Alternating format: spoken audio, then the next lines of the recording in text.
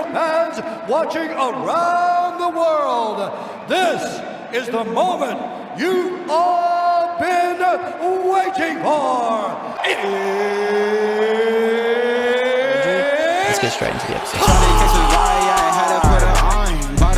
Yeah, we heading for the sun. Shawty got my high, I ain't tripping for the funds. Yeah, I won't start, I ain't tripping, I'm a stun. Alright y'all, today's a Monday and Mondays are for Docs. Thank you for clicking or tapping and let's start today's spew. Guys, you already know who it is. You've read the title of the video. I'm very happy to be welcoming to Doxcast for the very first time, Nathan Young. Yeah. Hey, you know what I got? I got like a... Let's hope it works. Dang. Yeah, Dang. That's okay. I haven't even tried that in about 6 months. I don't know why it's not working. You can set these interesting. So on a Tesla, you can actually set these interesting sounds. So if you beep someone, you can actually have a fart sound as well. I found that I drove a Tesla like for the first time 2 months ago, maybe a little bit more. And not only can you change it, I found this other setting where you can speak into the car and it will play that sound outside. So you can say, get away from this car, and it will say, get away from this car. Or you can use that fart sound and hook it up to anywhere inside the car you want to set it to. And you can just press it, and then in the back seat, you just... And I'm like, wait, what the hell's going on back there? I need to try the one where you can shout at people outside. Yeah. Actually, that's dangerous. I reckon my wife would take that. And she'd go, my wife actually said to me, she goes, hey, if I wasn't an educator, you know what? I reckon I could probably be an undercover cop. I said, you probably could, the way that you have a keen eagle eye for little things like that. Yeah. But hey, I want to shout out and say thank you for being so hospitable and helping me serve my addiction of bubble tea. Yeah. You know, I reckon it'll be a big conversation for this podcast for sure. Bubble tea at some point. We'll be back and forth. Yeah, of course, man. Yeah. Of course. But I tell you what, these first few sips, I'm like, well, yeah, I hope I don't get addicted to this. This is good. It's sugar, man. It's sugar. But the cool thing is that what I've noticed is that a lot more of my Caucasian friends, and any other friends, like non-Asian friends, they start to dig bubble tea. Yeah. And it's almost like for us, it almost acts as like, hey, you know, this is an extension of our homeland. Like, hey, welcome, try our stuff. It's like an Italian going, oh, you love pizza? Yeah, it's my thing, you know. It's my family is from this place where oh, really? No way. Yeah, So, for sure. And before we started, you told me a study that I'm going to try and remember to come back to later because that was very, very interesting. And I'd love to be able to share that with the people listening. I don't want to give it away, but I beeped that out. Yeah. Okay. I just beeped that out for later. But to get us started, where do you want to go first? As I mentioned to you before, I do find that a little bit of background information for me to go for it back and refer to helps. That's why I do a little bit of research. So I have got some notes here, but I'm actually going to try my best not to refer back to this. Love it. On purpose. Now, it's hard because it is going to be right in front of me, but there is just some things I don't want to forget at the same time. Now, you have actually started me on this new journey of having the phone call before the podcast. I did? Ever since you did that, I've had 3 this week, and I'm like, I'm going to do this every time. No way! Because I felt the commonality, you know. It wasn't like, and I do enjoy stepping into a sphere and doing a podcast meeting for the first time, no information. But when I'm researching my guests, I feel like I know who they are already anyway. Yeah. You know what I mean? Or when I watch your stuff, I feel like, oh, I know Jake now. Yeah. There's actually a study that says the reason why you're so, you love celebrities so much, or, you know, let's say, for example, let's use Robert Downey Jr., right, who plays Iron Man. Yeah. So the reason why if you were to see him on a red carpet or something, you feel like you know him so well is because in our brains, we can't actually differentiate whether you've seen or spent time with someone in the flesh for 8 hours or whether you've just watched them, or you know, your brain can't actually differentiate. So if you've actually spent that 8 hours with them, whether you've listened to a podcast, whether you've actually watched their movies or something like 3 or 4 or 5 movies of theirs, then you actually feel that connection to them. Wow. And that's why you have people like, if you look at like social media and a lot of those creators as well, and I would say that you're one of those creators now. Thank you. You know, people are spending more time creating stuff that is not so ADHD. Even Mr. B said, you know, Jimmy Donaldson, I said, I'm stopping doing all these, you know, in your face, ADHD kind of things like bang, bang, bang, bang, louder, bigger, brighter, you know, because people I think are kind of over that. Yeah. there was a trigger in our brain, and he found it, and he kept pressing it, and then everyone goes, "Oh, you keep pressing that, you get a lot of attention." Yeah, and that's TikTok, and that's the reels, and that's kind of the society. I call it 10-second attention span society. we're sick of that, and Yeah. I think it's flipped now, and so people are like, "Hey, I want to spend time with the disc on a Twitch. I want to spend time with someone who's a streamer, just sitting there, listening to them, talking to them, because I get to know them more. After those 8 hours, they're like your best mate, whether you talk to them or not." Yeah, Yeah. I love that too. And I know there is also a study that I can't remember what the number is, but there's a number and then whatever, and they used someone's name who found the study. But there's a certain amount of people that you can keep in your memory. You know, I say it's Oh. 250. Okay. And that's why you forget names. That's why you can't remember things, because it's not there right there in the front of your memory anymore, because there is only a limited amount of space for people. Yeah. Which is bittersweet information for me. I don't like that. I want 1,000. I want 100,000 names in my head. How do you remember names? So when you meet someone for the first time at like a function, Yep. right? Is there a way that you remember names and you go, "Oh," and then you come back to them, you go, "Yeah, hey, James." Yeah. I say if I was to do it intentionally, I would just say their name back to them a couple times. You know, I might just be like, "Oh, g'day, mate. My name's James. James, nice to meet you. James, I'm Doxy. Nice to meet you." It's just that helps me. To what really stands out to me about names is when I hear someone has a name like, call it Jackson. One of Yeah. my closest mates is Jackson. Yeah. I just imagine my mate Jackson. Or if I hear, and then if I hear a name I never heard before, it's like that's a new one. So if someone's got a name like Bob or Sally or Mandy or Stacy, just a generic name that a lot of people I know have. Yeah. It's easy for me to remember it, because as soon as they tell me their name, I'm just imagining the other person I know. Ah, it's actually not bad. That's Yeah. actually not bad. I remember seeing one that said people would create sounds in their head. So if they saw a name like Edward, and then they'll go Edward, boom, right? And so every time they saw that guy, they'll go, boom, that's his name's Edward. Yeah, You know? that's a cool one too. Yeah. The way people create memory is so interesting. I when I was younger, I probably wouldn't have been any older than 13 or so. I could have been younger, but I was really into mentalism and the study of the mind, the human mind, how I can best train my mind to pick up on other people's cues and habits and figure Yeah. out myself. But one of the branches I went down was photographic memory. Mm-hmm. And it turns out you can actually teach yourself to have a photographic memory. So to remember things, like you might have a list of, let's just call it 100 animals, because it's an easy example, and you want to remember them all one by one. Yeah. You imagine yourself walking into a familiar space like your house, and then you imagine the first animal from the list, a dog. You go into your next room and you can remember a cat and a horse and a cow. And then you go into the next room and you remember a pig. And by creating something for your memory to walk down, they call it a memory palace. And then people are able to use this to remember entire Shakespeare plays. They're able to remember entire syllabuses for education, because for every door they opened, on the back of the door was a list of words I had to remember, you know? And I was like, wow, the mind can do anything. You just have to find the tricks in order to do it, you know? Because it's a jealous feeling having people born with photographic memory. And I was like, why can't I be born with a photographic memory? Yeah. Maybe I would do better in my exams. Maybe my parents would finally accept me as an Asian. Maybe Yeah. my dad will tell me he loves me. Yeah. Son, I am proud of you. Okay. Thank you, Dad. That's right. Actually, no, my dad's he's pretty Aussie. Yeah. So like if you picked up the phone, you probably wouldn't tell the difference. But, Yeah, To all my other Asian brothers out there who are the first generation Aussies, you know, congratulations. We understand. Yeah. Hey, you know what I want to say? I just want to say it's so refreshing also to speak to someone who also runs a podcast, because I understand that when you are having a conversation with someone for the first time, for the other person, if they're not used to this, it can be quite daunting for them. Oh, yeah. They don't know where to go. They don't know how to take the conversation and move that forward, which is why I think that anyone who listens, if you do get a chance to jump on a podcast, it's quite a unique experience because your phone's off. The world is outside and you just get to enjoy this 2 hours with a friend that you may or may not even know. And the things that you uncover and the things that you find that are same or different, I think that's just the beautiful thing about human relationships. Yeah. It's cool, man. I love those choice of words you just used there, because I'm trying to tell everyone I know. In the beginning, it was like, come on, do an episode with me, man. Like, I've only got 5. I need more. And I've been very appreciative for every friend that's come along the journey with me today to get me to the point in which I'm at now, which is a confident level of content to put out there.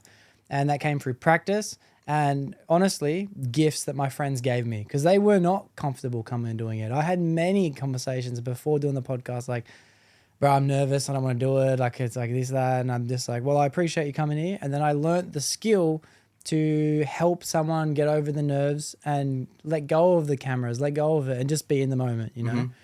And it is refreshing having someone who is comfortable, someone who is happy to just take control of the microphone and just see what comes out. Because at the end of the day, that's all the host is doing. You know, we might have a list of things we want to be able to touch on for subjects and things to look back for notes and freshen our memory, but we just start talking and we just see what comes out.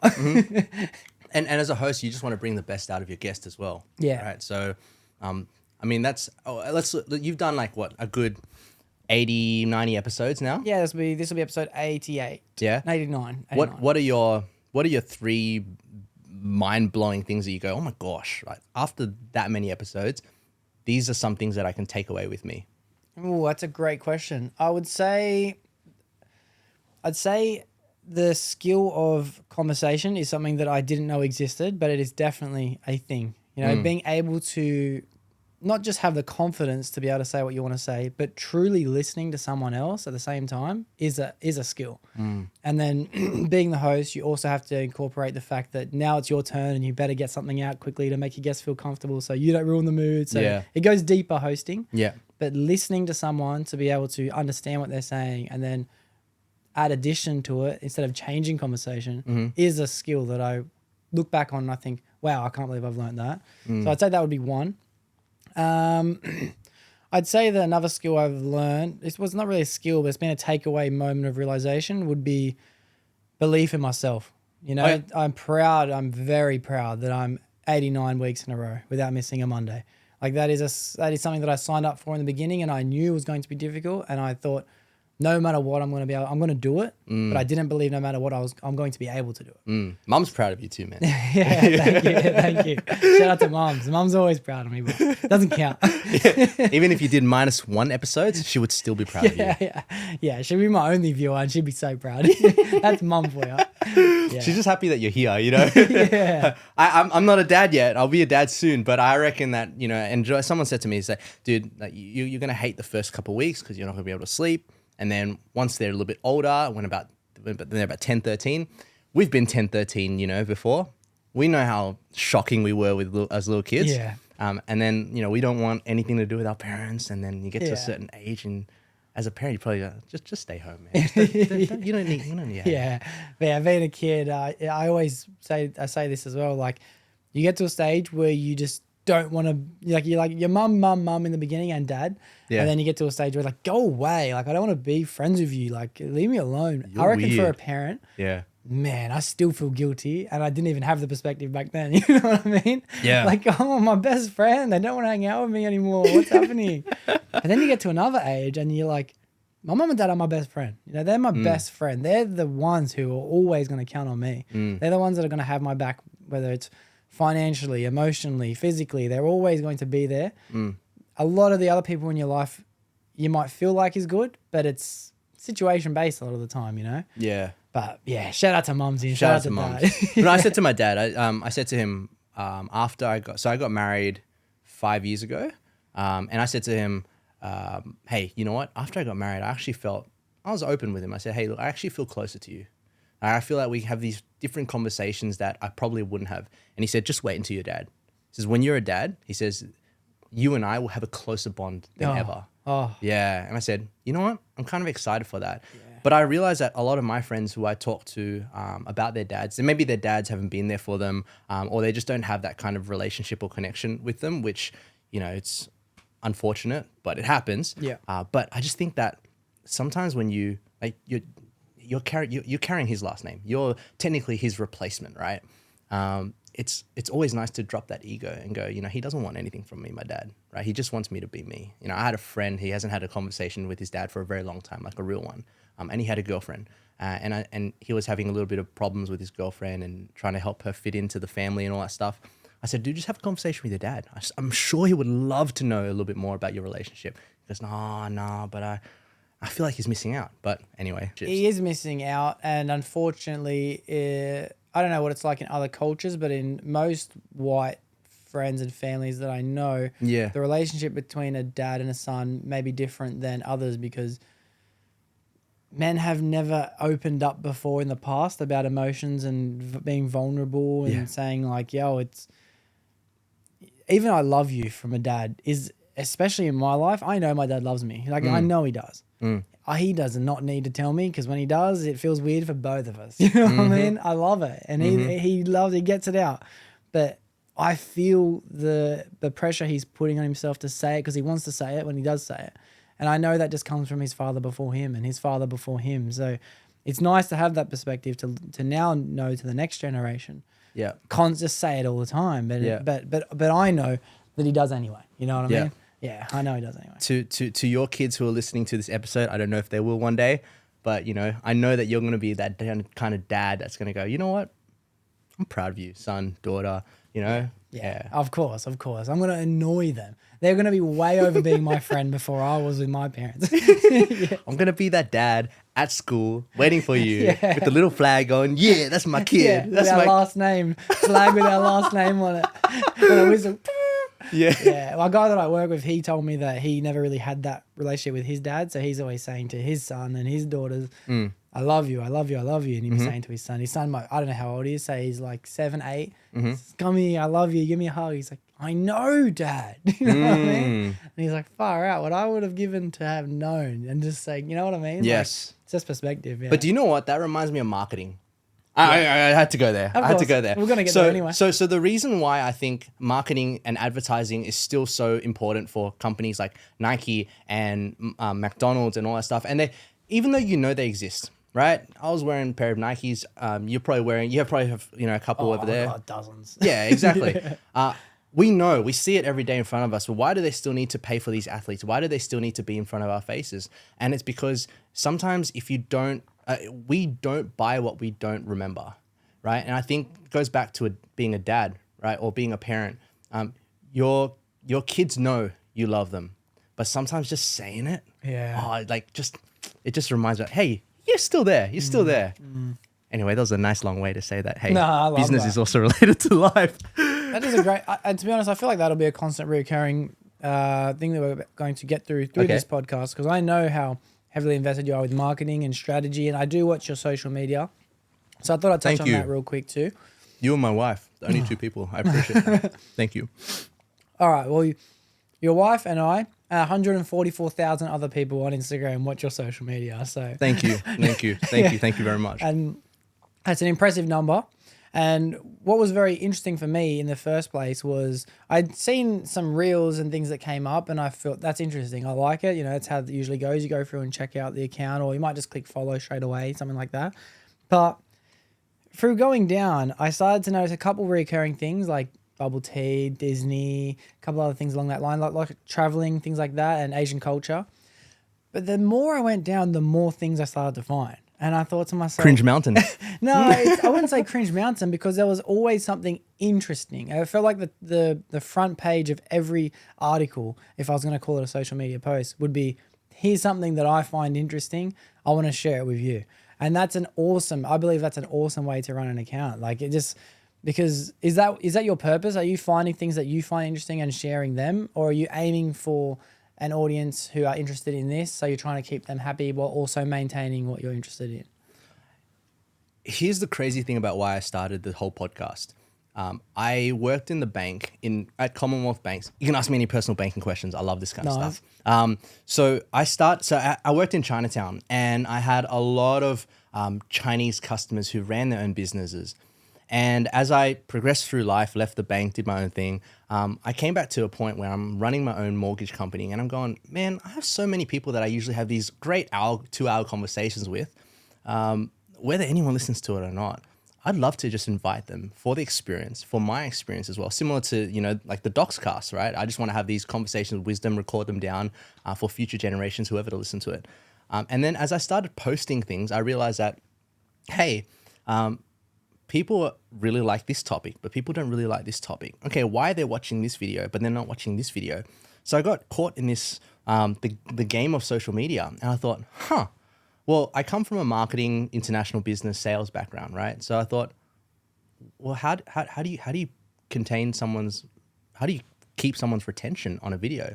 So that's when we started diving that's when I started diving a little bit more into it. And then because I'm just genuinely, I like yourself, we're genuinely curious people about things, right? And I think one of the two best questions that you could ever ask in life for any situation is how and why. Shout out to Dad for that.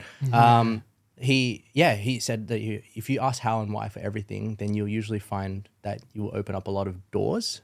And so I would ask how and why for a lot of situations. And eventually those curious things in my head, I thought, hey, I don't mind putting that out there.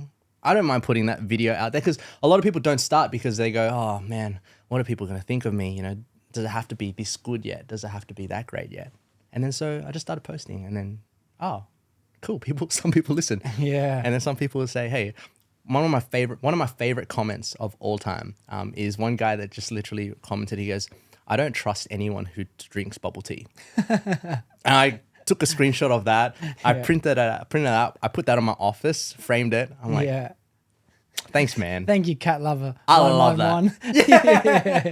It's so cool. I was like, that is really interesting. Yeah. But that kind of, I look at that and I go, hey, you know what? There are going to be haters.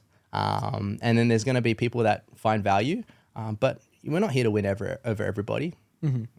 God created, there's 8 billion people in the world. If you don't like one, there's 799 other, billion. Yeah. No, I love that too, because I find myself to have a mind like that, where and you're just applying the same thought process I'm applying to a different situation. So you are noticing what captivates people's attention and why businesses are doing the decisions they're making. And I use that same logic when it comes to how things are working, not operating, but how the mechanical side of things are working. And it helped me a lot in my trade, but how is electricity able to travel the way it travels? Like why when I turn this switch is the power tripping the circuit breaker? How does my camera take photos of me? How do the lights turn on brightness?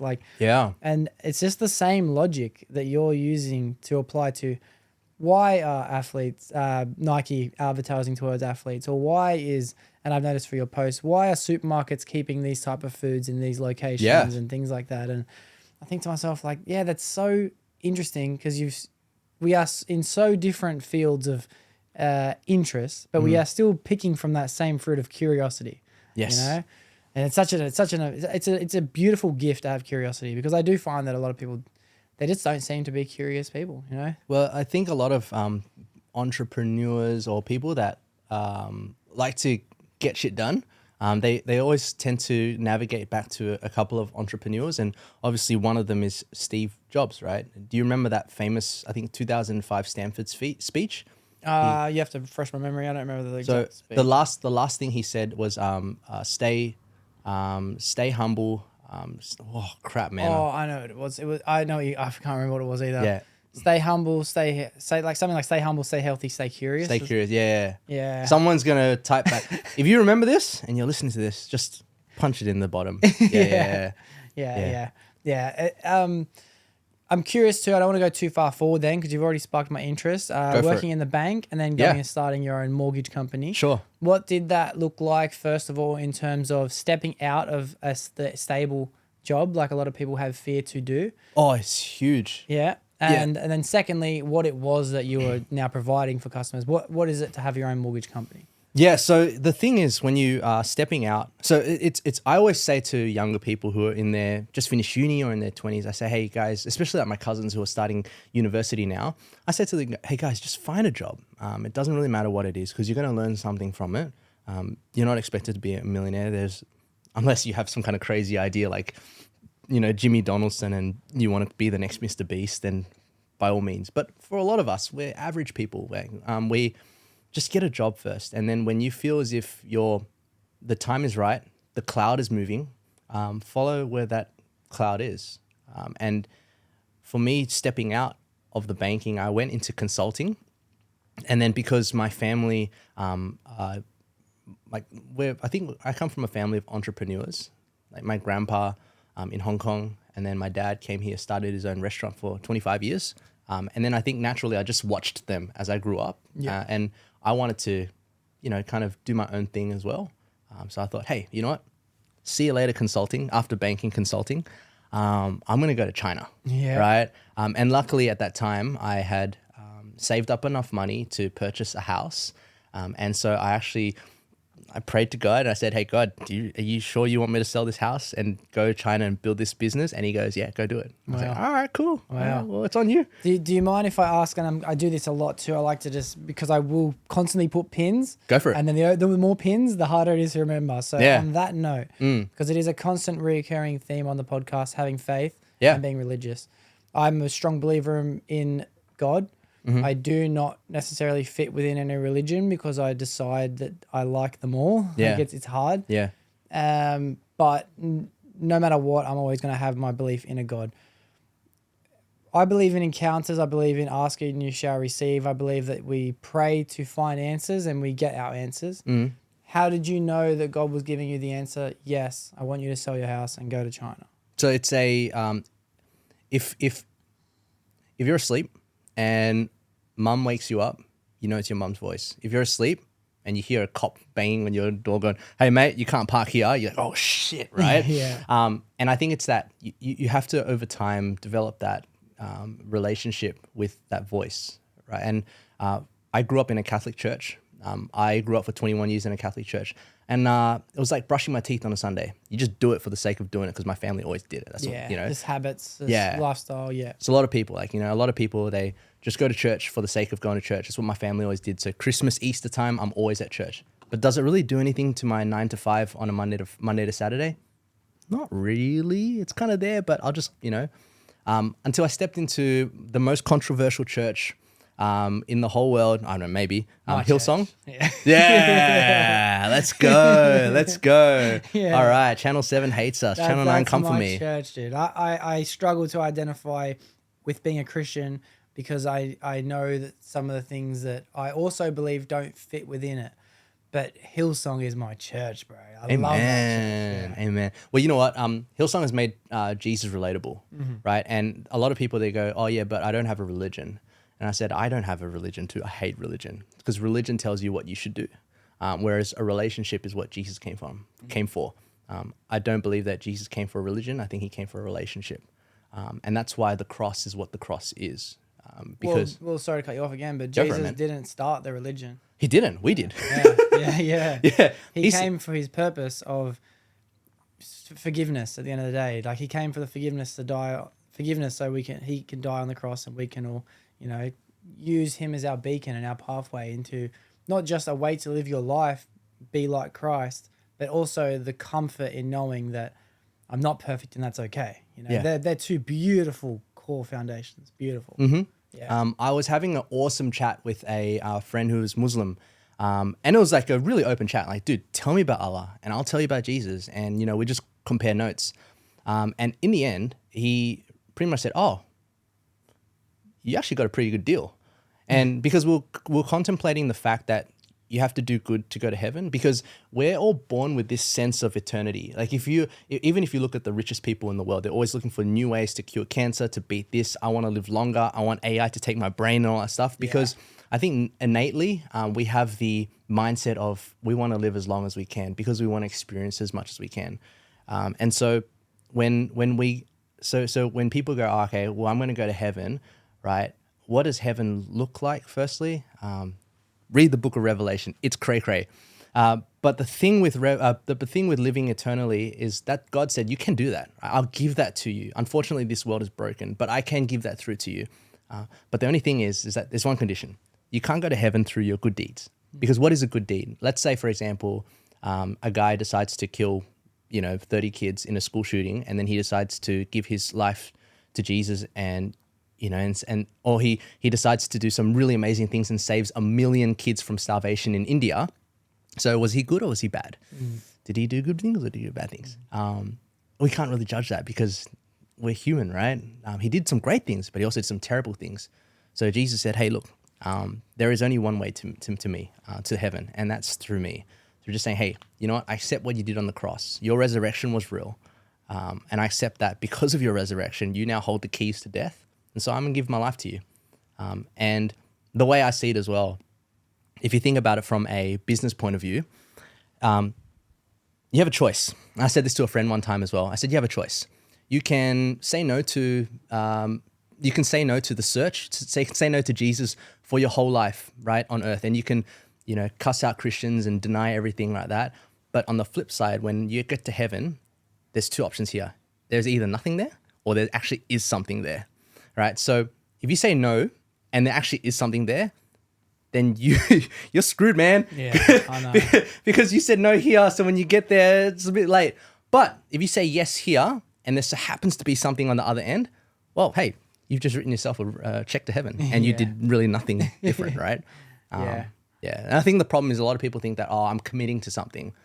I have to go to church every weekend. No, you don't have to go to church every weekend. Contrary to what other Christians might say, maybe other Christians shouldn't listen to me, but you don't have to go to church. Jesus never said, I came to save you, so you have to go to church. It's like, no, I want to have a relationship with you. So the fact that you don't go to church, but you still are seeking, you're still, looking for Jesus, you're still looking for faith, you're still trying to talk to God and have that relationship, bro, I think that's beautiful. I think that it is the most comforting and relatable experience that I've had to be able to, and it's not like I'm trying to preach religion to anyone. Yeah. But one of my best mates said to me last night, out of nowhere, hey dude, like I started praying again, eh? And I was like, okay, why? And he says, well, for a long time I've just been living in, I call it denial, but I just haven't really enjoyed the conversations I've had with certain people. I've been told what I'm doing wrong. I've been told what I'm doing right. I've been told how to live my life. It's just easy to put up a wall. But the truth is, I believe that God's going to guide me in my life, and I just want to be able to have that conversation in the first place. And gratitude. I was like, that's it. That's all you need, gratitude. If you have gratitude, you're going to start saying thank you. If you start saying thank you, you're going to start saying why. You start saying why, you're going to start saying how. And it's like, just by asking these questions, you're having this conversation, and then you're going to start finding answers. I'm not telling anyone to go to church. I'm not telling anyone to follow these certain rules. Only advice I can give, because it's helped me exponentially in my life, is have a conversation. If it's not real, how hard is it to fucking try? Ladies and gentlemen, the greatest youth pastor here, Jake Doxy. It's just like Preach, man. It just takes no effort. That's the confusing thing about stubbornness, that I don't understand why people. And I've been that person, so I am able to relate to it. But it doesn't take any effort to try. Do you think it's ego? I believe it is a mixture between ego and, I'm going to use the word, not vengeance, but a word to describe not being happy with your situations in front of you. So like, F the world, you know what I mean? Mm-hmm. Like, this isn't fair. The glass is half empty. When you're a pessimistic individual, you are not grateful as a person, because the glass is still half full, but you're choosing to look at it like, man, I wish there was more.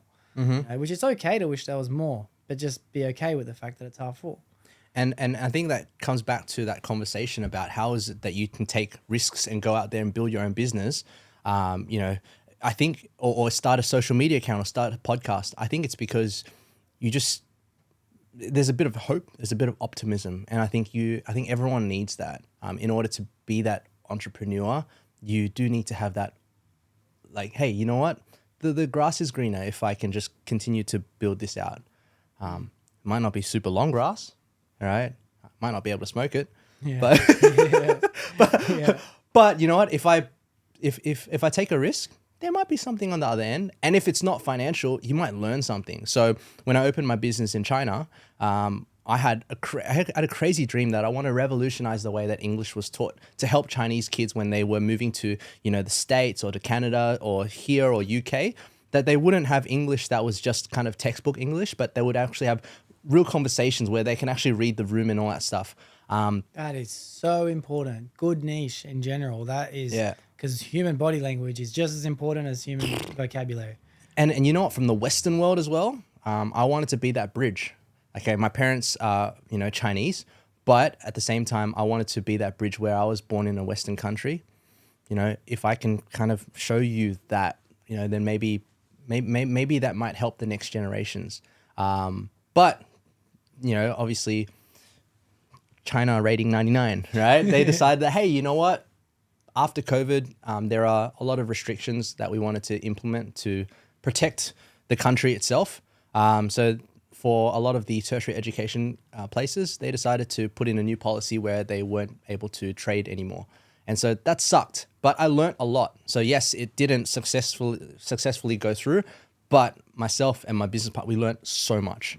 And we're grateful for those opportunities. And I still love the country. Like I think I went back to China like twice already since COVID. Wow. Like, freaking love it. Yeah. Yeah. That is awesome. So coming back to the question I was curious about is, and you did touch on that voice. How did you know that it was not okay with God, but God was giving you the answer to go try? Because I knew what he sounded like from my conversations that I've had with God. So I knew that it was the right thing. And I think sometimes you just got to take a leap of faith. The Bible says that we live by faith and not by sight. So I think, and to be honest with you, some people go, oh yeah, look, but you had a safety net of, cash or whatever. Not really. To be honest, I think my parents are still paying off their mortgage. They literally mortgaged their house to send my sister and I to a really good school. So we don't come from a, super rich family that, this and that. There are some that do, which is awesome. I wish I was in their shoes. Yeah. But I think I had that courage going, hey, you know what, God, I'm gonna make you proud of me. I'm gonna take this leap of faith, and I'm gonna learn the things that you want me to learn, and I know that if anything happens, you will catch me when I fall, because you've done that for people in the past, and you do that again for me. So I think it's just that faith part. It's nothing tangible, man. Yeah. You just gotta go, yeah. fuck it, just do it. and you know what's crazy too, that it's that leap of faith that you took that didn't get you to the destination which you thought you were going to get to. But they say there's a plan. There's always going to be a plan. God's got a plan. He's going to let you use your free will and go out there and guide you and help you. But it was a great moment, and God is proud of the fact that you took that leap of faith, because there was lessons that you needed to learn that you only probably would have been able to learn if you did take that leap of faith. I wouldn't be here if I didn't take that leap of faith, because if China didn't shut down on me, if COVID didn't happen, I wouldn't have jumped into starting. So my uncle runs he runs a commercial lending business, and so he needed someone to look after the mortgage arm. So I said, yeah, my hands up. I'm here in Australia. I'm not building my Chinese business anymore. I'm here. I remember all the stuff from the bank. Let's go. And so if it weren't for me coming back to Australia, I wouldn't have jumped into that, and then I wouldn't have started the podcast. And if I didn't have the podcast, I wouldn't have posted anything on social media. Yeah. Right. And so I wouldn't be here meeting you today. So I think you can only, again, Steve Jobs, you can only connect the dots looking backwards, not forwards. Yeah. Right? So the best thing that you can do is just plan more dots for yourself. Yeah, I love that. Yeah. When you did start this mortgage company, Yeah. what is the role in operations, and to be honest, because I'm confused. I am paying a mortgage myself. Yeah. But I don't understand what a mortgage company would be able to Sure. insight. Yeah. So broker. So you are the middleman between the bank and the client. And when I used to work in the bank, this is one thing that I realized after I left the bank. We hated brokers. The bank hated brokers because the brokers, you would have to pay the brokers a fee, right? Not the customer. You actually get the best of both worlds. You can step into a branch and go talk to a lender, and the lender would try to sell their bank to you and say, hey, this is why you should bank with Commonwealth Bank. This is why you should let us do your home loan. But it makes no difference for you to go over to a broker and say, hey, you know what? I talked to CBA last week. Can you also do CBA as well? Yeah, I can do CBA as well. Can you also do NAB and Westpac and show me what are the other options as well for my loan? Yeah, I can do that as well. And then so banks don't really like brokers, because in the end, you're still going to probably end up at CBA or whatever bank, but they have to pay me for the fact that, brought you back over. So as a mortgage broker, you're literally a facilitator. So you're facilitating, so you're selling service. And this is why in Australia, I think brokers it's tough, because there are about 15,000 brokers across Australia. So what makes you different than all the other brokers, right? What makes you, what gives you credibility to say that, hey, you can do it, but my dad's mate is also a broker as well. Why can't I go through to him? So for us, it's you have to build that reputation, credibility, or you can do it a complete different way. Start a social media. Yeah, for sure. Yeah, for sure. I remember when I sat down with a finance advisor one time, broker. To be honest, I don't even know what to call. I just call him my financial advisor. Nice. And it was in terms of sorting out a mortgage that I could afford, and what banks are giving what deals and stuff. I remember thinking to myself, like, why don't I just go straight to the bank? Why am I going through this guy? I was like, this guy's just going to get a cut out of what I'm doing. Like, it's just going to cost me money. Like, because that's how every other third-party business operates. When you're going through one supplier, if he's buying it through another one, you should have just went to the supplier because you're losing money. Yeah. But then when I found out that, all right, so who's paying this guy's bill? Me? No. It's the bank. I was like, oh. Why would I even go to the bank? Yeah. Well, he's giving me different options. Yeah. And he's still giving me options today. I still use my finance advisor when I need questions and, plans and things like that. And it's super helpful. So I think that I can understand why anyone would want to start a business like that. What type of business can you go to where you find a customer and then your customer says what he wants and you say, sweet. And then you go take the money off the guy who wants to give the customer, you know what I mean? Yeah, let's get the money off the big dogs, the banks. Yeah, no one likes the banks. Yeah, I think that's a great job. Yeah. It's good fun. But you know what? It's kind of cutthroat as well. Because, I've had friends that I wasn't able to get, I wasn't able to get something for them within that 24-hour time frame because on the other side, the banks weren't complying. But there was another broker that they had also spoken to, and he happened to have a relationship with that person at the bank and was able to do it. So I could have a relationship, and I have similar stories with real estate agents as well, and I feel really bad for them sometimes. And I'll share a little bit about that. But sometimes you can be mates with someone for a long time, and when you just can't deliver that one thing, then they go, oh, I need that done, so I had to go somewhere else. So you've lost out on that deal and that friendship. I mean, obviously your friendship is your friendship, but you kind of feel like, oh, dude, man, you should just trust me, like just 24 hours. Like we've been friends for like 9 years. Yeah, I have that. I have that experiences. Yeah. Yeah, and the real estate agents are even worse. Like I spoke to one who's up in like North Sydney that way, and he said, dude, it's cutthroat as hell. And I said, what do you mean by that? He says, if you go to a suburb, you might see 5 real estate agents, right? And they look after that particular area.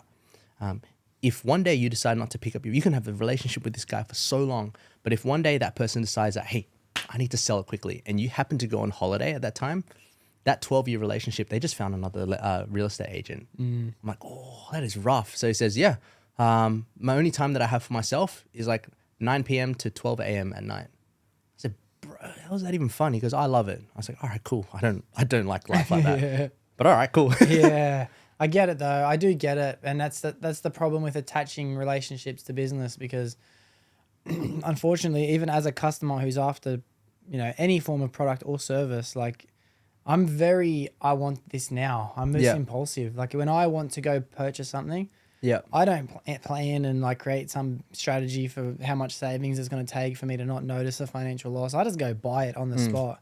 And if the person who I would count on isn't able to give it to me that day, I'm not mad at that person. I'm not upset. I'm just like, I'm just trying to get what I feel like I need in this moment, And maybe that is a selfish act, but I just hope that they can apply the same logic to it that I'm applying to it, where it's like, I paid more. I got the wrong end of the stick too. Like, I know you might be upset because you didn't make the money, but I probably lost as much as you were going to make. Yeah. So it's sorry. That's the end of that point anyway. No, that's good. It's good. But here's the kicker. The beautiful thing is that everything has an answer, right? And I think there is a whole generation, Gen Zs and millennials, right? And now the Gen Alphas who are in high school and stuff like that. Gen Alphas? No, Gen Alpha, sorry. They're the next, no. So Gen Alpha, so Gen Alpha is 2024 is the last year of Gen Alpha. Yeah. Okay. So it's millennials, and then I think you're Gen Z, right? I would assume so. I'm not sure. Yeah, zillennial, or kind of in the middle. 25. So 25. So you kind of, I'd say you're a Gen Z. And then the kids that are around, like maybe 14, 13 down towards 0 right now, are Gen Alpha. Wow. Yeah. That's a cool term for that generation, eh? Yeah, it sucks to be a beta, eh? Yeah, the next generation, they're screwed.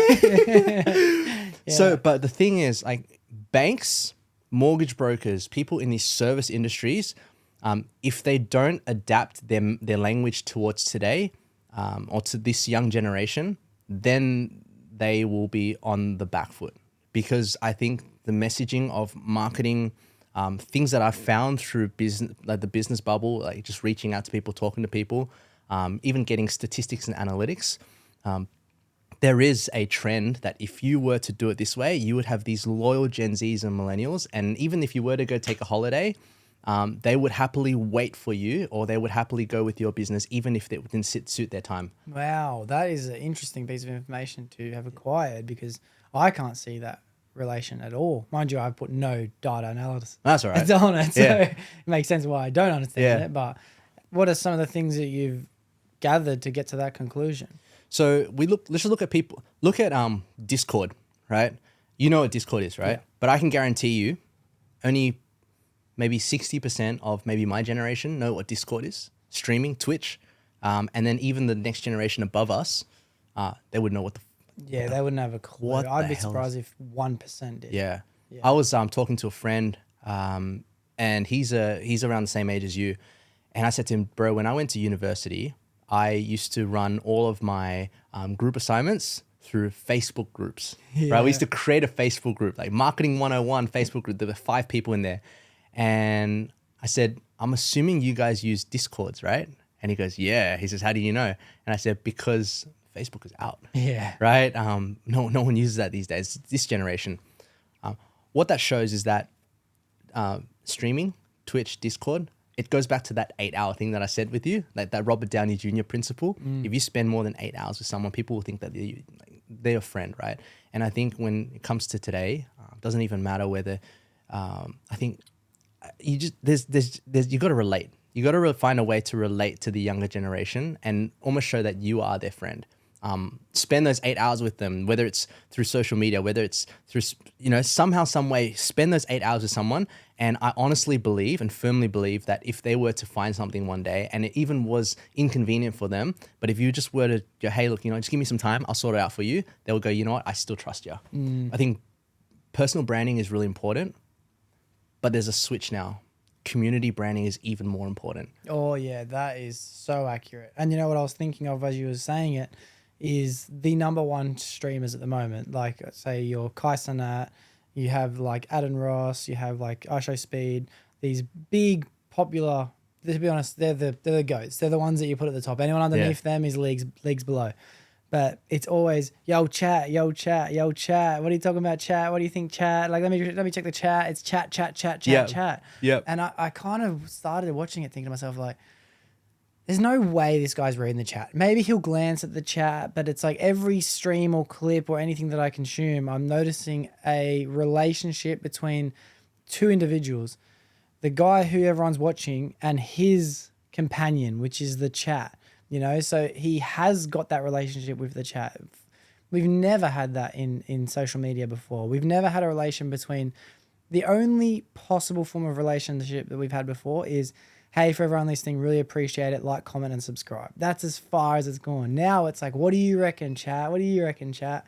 I'm like, damn, bro, we are full entering a next level of content creators where it is actually not them deciding what they like anymore. It's everyone else deciding what they like. And they're a vessel for a giant community to act through. Yeah. Does that make sense? Because of the business bubble, people reached out to me and said, hey, do you write scripts for people? Can you manage social media and stuff like that? So instead of just going, yeah, I could do it for you and take money, what I wanted to do is I wanted to do massive deep dive research. If I'm going to jump into this, I want to make sure I do it right and serve my new clients in this other business right. So what I decided to do was just research the hell out of what other social media marketing agents are doing, right? And what I realized is this. I talked to a friend who runs a gym and he goes, they're scams. I said, what do you mean they're scams? And they said, because they promise you the world. They say, we're going to look after your social media. We're going to help you with this. And all they do is bring in a big fancy camera into the gym and they take some nice videos of people doing, using the weights and the machines and how nice the thing is. They'll run a couple of Facebook ads and they go, but you know what? And then, and the people, my friend goes, hey, how come I didn't get the same traction that I was expecting? And they go, marketing is really hard these days. Sometimes you just don't know. To be honest with you, I think you do know because we have so many analytics now that never was before. You run a billboard out, 30 years ago, you don't know who drove past it. You don't know who saw it, right?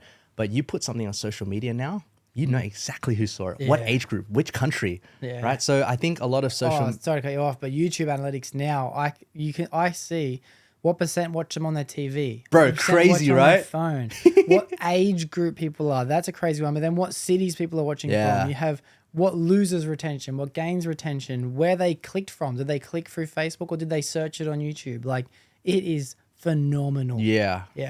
All this to say, I think we are entering an age where if you want to connect with the consumers and the customers and I guess the new generation, it is not that hard. Yeah, it's not that hard. And you know what? One of the biggest selling toys right now in the market is Monster High. Have you heard of that before? No. So Monster High is similar to Bratz, you know, Barbie, Bratz, that kind of thing. But they're like vampire girls that go to high school. And the reason why they're so popular is because is the same reason why I think bubble teas right now are still gaining so much traction, not just with Asians, but with Western people as well. It's because it highlights individuality. They want you to be you. And I think this younger generation, people, even my generation, like I would want to follow someone because of them. I like them. Yeah, whatever they offer, that's cool, right? But I like them. Right? Yeah. I listen to your podcast because I like you, Jake. Like that's that kind of thing, you know? Yeah, that is so accurate. Because I noticed that I might see someone on a challenge, like put it this way, I see going in an ice bath every day isn't that big of a. It's admirable. It's something that I think would be nice if I do in my life, but there's no relationship building in a premise and me. But then when I see a 10-year-old kid make an Instagram video, day 4 of getting in an ice bath every day, and I see that, he's done it for 4 days in a row, I want to see if he does it tomorrow. So I'll click follow. And there's a guy that I love. Hello guys, day 1300, no fizzy drink. Just want to say I feel great today, beautiful day. Hope you have a good day. And I'm just like, man, I'll be there for day 10,000. No fizzy community drink. branding, bro. Yeah, dude. Like this guy is just the most average guy. He doesn't talk about anything to do with this is what I'm offering you. This is not what I've done to be so impressive in my life. He's just like, I have gone another day without fizzy drink. And he has hundreds of thousands of people who are coming along that journey with him. And people are giving them their time by watching his videos and they're getting nothing out of it. You know, they're not learning. They're not getting entertained. They just have a friendship with this guy. And I think that all businesses now, I am finally starting to notice the power of what social media is doing. I have a guy who I've done the podcast with twice. Shout out to James. His account's Moe Do Worry. He came on for episode 8. And it was a good episode for me because it was like my first time reaching out. OG, man. Yeah, OG. Oh, wow. It was a good time. It was a good experience for me to help push me and keep me on track. And then he came back on only a couple episodes ago, which is why this is so fresh. And in that time, he went from not just growing his own TikTok, but helping businesses grow theirs because people would message him or he'll message them and they'll say, yo, whatever you've done, can you help us do it at our burger shop? Can you help us do it at our hot dog stand? Who knows what they're doing? And he's like, yeah, sweet. So he doesn't go in, he goes in there and he helps the customers, which are business owners, create content for their customers to enjoy. It's got nothing to do with the food. It doesn't have to do with anything like that. I heard another thing on Facebook talking about this guy saying, if you want to run ads on your business, if you want to advertise your business, stop making videos of your menu. There's only so many times someone can see your menu over and over again. They're not going to check on your account the next day to see if they've posted the same photo of your menu. Post interactive videos, post things that have nothing to do with your restaurant. Create a series, create a little documentation because people are going to want to check out the Italian restaurant to see what their next video is. You know, and that's how you create that little bond between your customers now. Social media is changing all of it. There's a guy that I found last night on Instagram. He popped up on my feed. I don't know who he is, but he works at I followed him. He was funny. He's just an American uni student, a college student, and he works at Papa John's. Yeah. Have you seen this one? No, I don't think I have. No. He just spins pizza, and he's so good at it. He does all these tricks, like he makes the pizza go around. If this guy, if Shaq was smart, or Shaq owns I think Blaze Pizza, LeBron owns Blaze. LeBron would pick this guy up and go, I'm going to put this guy as the main pizza guy at Blaze Pizza. You know what? You know how many people will follow him? Yeah. Yeah, I think he's got like 400,000 people. Wow. I would just go to have his pizza. Yeah. You know why? Because he's just an average guy, but he posts videos of himself making these pizzas and it's fun. He's having fun. He's having a good time. Yeah. It reminds me of Cheeseball Man as well. I don't know who Cheeseball Man is. No, okay. So last week in New York City, a guy decided to put on an orange mask, like an orange baklava, and go out into the streets of New York, in I think the Washington Square area. And he says, I'm gonna eat this whole box of cheese balls. Yeah. You know, I'm gonna eat it on this day. So come and join me, right? And people going, why? It's like, I don't see your face. I don't, you know. And he goes, just New York needs it right now, right? And he had like thousands of people show up, and he went huge on social media. And I was sitting with Kyle, who's my creative director on Business Bubble, and we're like, how the hell did he do that? You know why? Because he gave his community branding. He gave them something that they were excited about. It was stupid as hell. It's like, people love stupid though. Yeah. Right. But you know what? If a company were to pick up Cheeseball Man and say, hey, you know what? Cheeseball Man is our mascot now we're doing a collaboration with Cheeseball Man. This guy's going to get paid, man. And that company's going to get so much like advertising. Yeah. It's not hard. Be you. Yeah. Yeah. But it's not just be you, it's be you within a community of people. And that's why these streamers have grown to the levels they've grown, because they are doing things with their audience live. You know, that's another level of extreme content now, because it's not just like you get to watch a video of like some of my favorite YouTubers go and do something crazy that they did a month ago. Yeah. You know, I'm just there watching another movie. I'm there watching, and I'm entertained. I love it.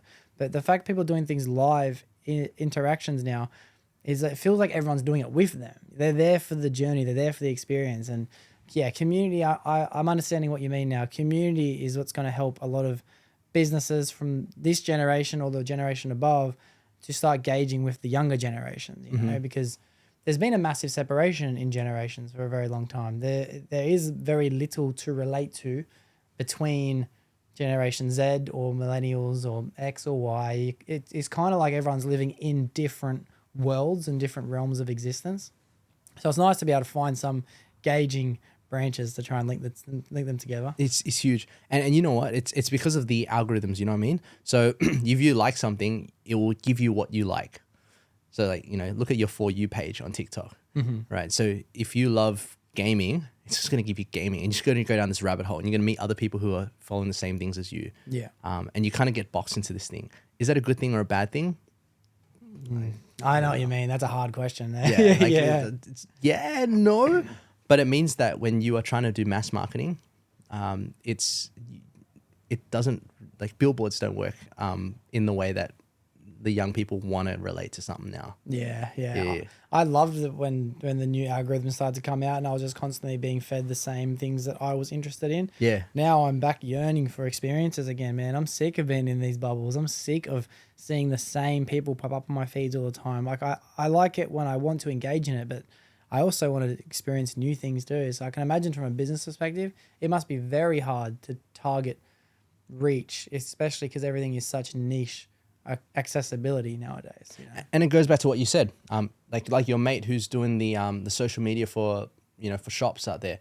If you run a food chain or something like that, yeah, get out of there, get out of the shop, do other things that are outside of the shop, you know. And then so you build that branding, you build that personality around yourself, and then people link that back. Oh, he owns that chain. Oh, that's his restaurant. I'm gonna check that out one day. Yeah. You know? All right. So with the mortgage company that you started, thank God you took that leap of faith and got to the position you were in to do that. What a massive loop back. I love that. Yeah. I'm trying to know how to word this, but I know when you started the podcast, it was because of, and I can't remember whether we put this before podcast or after podcast when we had this conversation, but it was to capture those moments of those in-depth conversations you were having by just doing business with people. How has that changed and adapted over time? And are you still focusing and running this mortgage company, or is it completely shifted into what I see now with marketing and social media and all this? So one thing that a lot of people know Jamie Zhu. Shout out Jamie. I remember he actually spoke on an article one time that he had like 1 million viewers or 1 million subscribers or something like that, and he was making $0. He was still on Centrelink payments. And the truth is that, yeah, you could have, 3, 4, 500,000 followers on a social media account, but that doesn't always translate to dollars in your account, right? So I had this real conversation with my wife, and she's like, hey, are you going to drop this to focus on this? And I said, I'm not dropping mortgage because I love the banking game so much. And I actually think it's a game because a lot of people are old-fashioned and they don't really know the demands of, I guess, the younger generation. There are so many different ways when it comes to mortgage as well, because the younger generation can't afford to buy a house, right? And they feel hopeless about it. And then you got these boomers who have these properties that they've been sitting on forever. Like they bought it in 1970s for a bag of chips, right? Yeah. And today it's worth, $3-4 million. So what do? Right? And then they want to buy more stuff. They want to use this as equity. So it's hard because you want to make sure that, sometimes you feel like you have a social responsibility to make sure that, hey, my generation, my millennials, my Gen Zs, we all, come on, give some food back to us, man. But at the same time, they want that. So it's nice trying to find that balance. And I just think that this game will never stop when it comes to mortgage. So right now, I kind of sit in the middle. I have to balance my time between running the business bubble, which is one thing, and then also looking after us at Confide Capital, which is our mortgage business. And sometimes my clients will follow me on my socials and stuff like that. And so in the back of my head, I know that, hey, if I'm posting more than I'm helping you out, then there's a problem, right? But if I'm posting and helping you out and you still feel that you're valued, then the narrative changes and they go, oh shit, Nathan actually does a lot. Yeah. That's amazing. And that is a difficult road to balance. I know the struggles in just working full time and trying to run content at the same time. It is a monster to try and navigate. Then when you chuck relationships on top of that, your family, your friends, your own personal life, your personal growth, your self-development, your exercise, your sleep, it's like you're just taking off one hat, you're putting on the next hat. You're taking off one hat, you're putting on the next hat. You know what I mean? And you know what's a tough pill to swallow? All of them need work. None of them are fun. good. It's fun. Or some people, they go, you cray, man. Yeah. It's fun. It is fun, and I will never. I like complaining about it because I kind of relieve some of the feelings, but it's like Complaining's the best, man. Complain all you want. Yeah, that constant pursuit to try and excel in multiple fields in life is a characteristic that not many people have. So, where does that characteristic come from within you? I know that your fathers and your grandfather and grandfather both were entrepreneurs to start businesses. Yeah. But you're doing something more. You're wearing another hat. You're trying to run a social media page that isn't necessarily benefiting the consultant business, the mortgage business. Yeah. So where does that characteristic come from within you? Why are you naturally drawn to the idea to keep trying inside these things, even if they're not your sole provider of income? Yeah. I think it comes back to the question, who would you have on the table if you were to have dinner with 3 people, right? Dead or alive, who would they be? And I want to know you first. Sorry, you asked. Damn it! Yeah, sorry, you bring it up, and I already. Damn it! Yeah. All right. So the first one would be Jesus, right? Even though we can have a conversation with God right now, and God speaks, and you just need to listen. I would love to sit down and have a conversation with Jesus and break bread, like literally. I think that would be so cool. And the second person would be Kobe Bryant. I'm a basketball lover. I'm a basketball guy. I've been a Laker fan since I first was able to pick up a basketball in 2001. Yeah. And I've just followed one team. Yeah. And Kobe was my guy. Nice. So, but one thing that Kobe said was that the goal is not the destination. It's not the championship. It's the journey that's in the middle, right? You just embrace it, right? Love that. Yeah. Yeah. Today, you and I, we don't have $1 million in our account, right? Oh, I might. No, I don't. Sorry. Yeah, look at this guy, man. So, we don't have $1 million in our account, but what we do have is that we have this journey that we're actually really enjoying, and we're embracing it. And the last person, to me, it's a bit of a toss-up because I would probably say my dad, because he'd probably love being in the room, but I'd also love to have Anthony Robbins in there as well. Some people are like, oh yeah, I hate motivational coaches. I love motivational, bro. Yeah. I put on Tony Robbins 24/7 and I'll get everything done. Yeah. Say yes. Yeah. Because I think he brings a lot out of people. And Jesus said, I came to bring life and life to the fullest. And I think Tony Robbins is just one of those people that kind of understood that. And he does that for a lot of people. Not for everybody. It's not for everybody. But he makes me think, like, oh, how can I live life and more life to the fullest, which is, I think, what Jesus wants. So everything kind of like interlocks in itself. But so those three people, they kind of help me go, all right, cool. Jesus is the one that I do all this for. And then Anthony Robbins is the guy that kind of like says, hey, you know what? You can keep going. Like, I was like, he's your mentor, right? Chuck it on your back. And Kobe's that guy. He just does the shit, right? And you're like, oh man, I could be more like him. Yeah. And that's where that kind of like drive comes from. Yeah. All right, go. You're three people on the table. That man. was a good answer too, so I'm not going to be able to live up to that. And now I can't steal the answers, so thanks for that. But if I was to choose, I would say probably number one would be my grandfather's grandfather. I'd love to be able to, just because I have a lot of common traits that I know that I've gained from my father, and I know where they came before him. So to be able to go back and have a conversation with my grandfather's grandfather is like, we have now hit origin stories. You know what I mean? Like, how have you lived your life to end me to become the person that I am today? Because everyone constantly just hands down traits from the next generation. And I heard a great metaphor for it the other day where we are building our lives based on the bricks that we grew up the homes in, you know? And it was orchestrated differently, but you get the message I'm trying to say. So I'd like to see what those bricks were that I've still got, good or bad, that have just come from multiple generations from before. I would say the second person I want to have in the room would be Joe Rogan, because it's a lifetime goal to be able to at least have the conversation, podcast or not. You believe in conspiracies? I do believe in conspiracies. Of course I do. And I think the third person I would probably have in the room would be...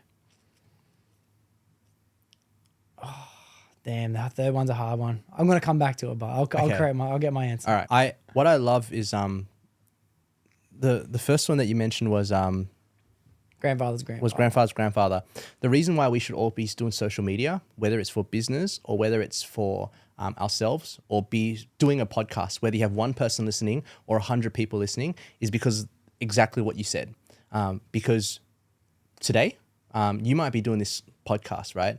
But your great grandkids are going, who is great grandfather Jake? What was he like? And I'm with you. I wish I was able to have a conversation with my great grandfather, right? And know who he was. What did he look like, right? Luckily for us, we live in a time where we can do that now. We can save all this stuff. It goes on, you know. And so 3, 4, 5 generations down, they go, who was great grandfather Jake? Who was great grandfather Nathan? What was he like? Oh my gosh, he said something the other day, or he does these things that, you know, I seem to always do as well. It's generational. So if it's not for you, then do it for your next gen. I can't believe you said that, because I've been saying that on the podcast for a while and I've never heard anyone else say it before. Really? I've never heard anyone else say that before, but like, I would love to be able to watch hours worth of content of my dad or my granddad when they were my age. I'd love to be able to do that, but it's not possible. Yeah. So I just come to terms with it. But I have now got the obligation to do that for if any children want that experience, I have the availability, so I'm going to give it to them. Yeah. You know, I can't believe he said that. That is crazy. Well, if your great grandkids are watching this right now, here are 3 things about great grandfather Jake that you need to know. Number 1, this man is a man of discipline, because he just keeps going every single week, no matter what. He's going to build it. Secondly, he's got SMB 7s. Anyone who's a music person or does like audio or something like that, you know that this is the shit. This is the real stuff, man. This is the best I could have given you. Don't complain about it. This is the best. Yeah. And the third thing is that he pays attention to details, because if you look at these light boxes that are set up around this room, it's the angles that you do it, the soft kind of color that you've put here, everything is on purpose. So bro, hats off to you, man. Thank you very much. Hats off Thank to you. I- Like, just soak in the praise right now. I'm trying. I'm not Yeah. good at it, but Neither am I. But I really did. I really did take that in. So I Yeah. appreciate that. Great grandkids are gonna Third appreciate person in the room, I'd have you. Ah, I need someone to boost me up, dude. Yeah. no. Hey, Nathan, bring the you're- bubble tea, and I'm there, man. Yeah. I'm there. I'm a sucker for this Far stuff. out. You're gonna meet Joe Rogan and my great grandfather. That's fine. I love that. Nice. I'm the diversity card, bro. Yeah. Got you. I Yeah, got that's right. I you. did it for the wokeness too. Did it for the liberals. Circle back to how you got into the idea of doing this and why you stay consistent in your social media growth. What's the purpose of doing it now? You know, is it just to continuously spark your interest, which I know that you are constantly doing, which I think is the best reason to do it. But there is always other reasons as well. All I do when people ask me, why do you do the podcast? Why'd you start? Is I find all the puzzle pieces that existed and I try and make the puzzle. You know, there is no answer, but there's a million different puzzle pieces as to why I stay consistent and why I started in the first place. So what are some of the other puzzle pieces for what you're doing your social media for now? I've found a recent love for helping out other clients who have reached out to us and say, "Hey, Nath, can you help us write scripts? Hey, Nath, can you show us what we need to do?" Like I have this guy that I'll be working with soon. He's in his like 70s, right? And he said to me, "Hey, I got 10 years left to live. I wrote a book." He says, "I really want to make sure my message gets out to the Gen Zs, the millennials, the young people in leadership, because," he says, "I've worked in the British Army, I've had my own advertising company, and I'm in the last legs." But he says, "I just feel like my life isn't complete. I haven't given my last breath. I still have a little bit more." And he says, "I don't just want to choose any social media company to just run a couple of ads and stuff like that, because ads are not what I want." He says, "I want to leave a legacy. I want to leave a message for the young people." And he says, "For some reason, I find that you found a way through that on your page, and just knowing you from your history and stuff like that. Can you run that for me?" And when I heard that, the way that he articulated it, I was like, "Bro, I'm here on a mission. Yeah. I'm here on a freaking mission." And so I thought, okay, you know what? What I'd love to do now, moving forward with the business bubble, is let's make it really clean. I want to simplify a business's message so they can reach the Gen Z and millennials. How do we know what reaches Gen Z and millennials? We have the stats for it. I'm a millennial, and Kyle, who's my creative director, he's a Gen Z. He understands why cat memes are funny as hell, right? And he's got me into all the things that Gen Z loves, and I've gotten him into the things that millennials love. So we understand the game really, really well now. And then at the same time as well, I'm pretty disappointed at I'm pretty disappointed that a lot of great businesses out there are struggling to get their message out, even though they have an amazing story, because some marketing company said, "We'll run those ads for you," right? And they missed the mark, and oh man. So I'm a big advocate for everyone's voice coming out in their own unique way. Yeah. So- Man, sorry, keep going. Sorry. No, please Oh, interrupt me, man. I just love that. I love, and I resonate with that. I would love to be able to write a book one day, and it doesn't. And I'm happy to go into that in a minute. Ooh. But happy to go there in a minute. But that bridge between age brackets and generations, if you want to call it, is the same thing we we're talking about in the first place. And I don't see that link as far as culture shows me. You know what I mean? I don't see those bridges, and it might all be happening behind the scenes. I don't know.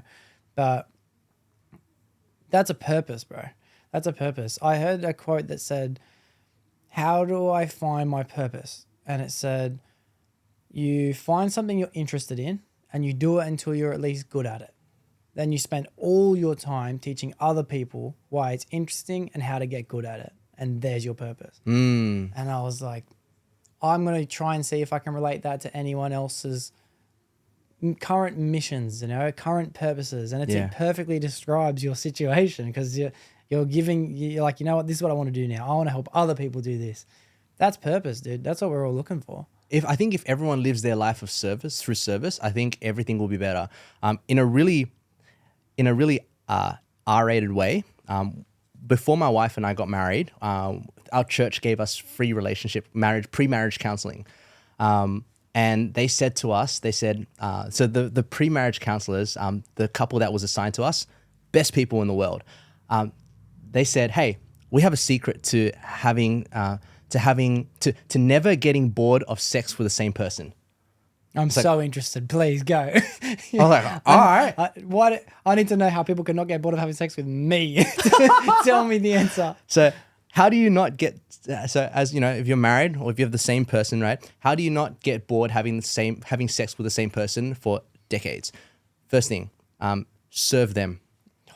So Serve simple. them. It's so simple, right? Simple. It says, if you're more focused on her pleasure than your pleasure, right? If you're just trying to nut one out, right, then it's going to fail, right? But if you're focused on her pleasure more than your pleasure, and then vice versa, if she's more focused on your pleasure than her pleasure, bro. Damn, bro. I love that because that's a lesson that needs to be learned, especially as a man growing up, being sexually active.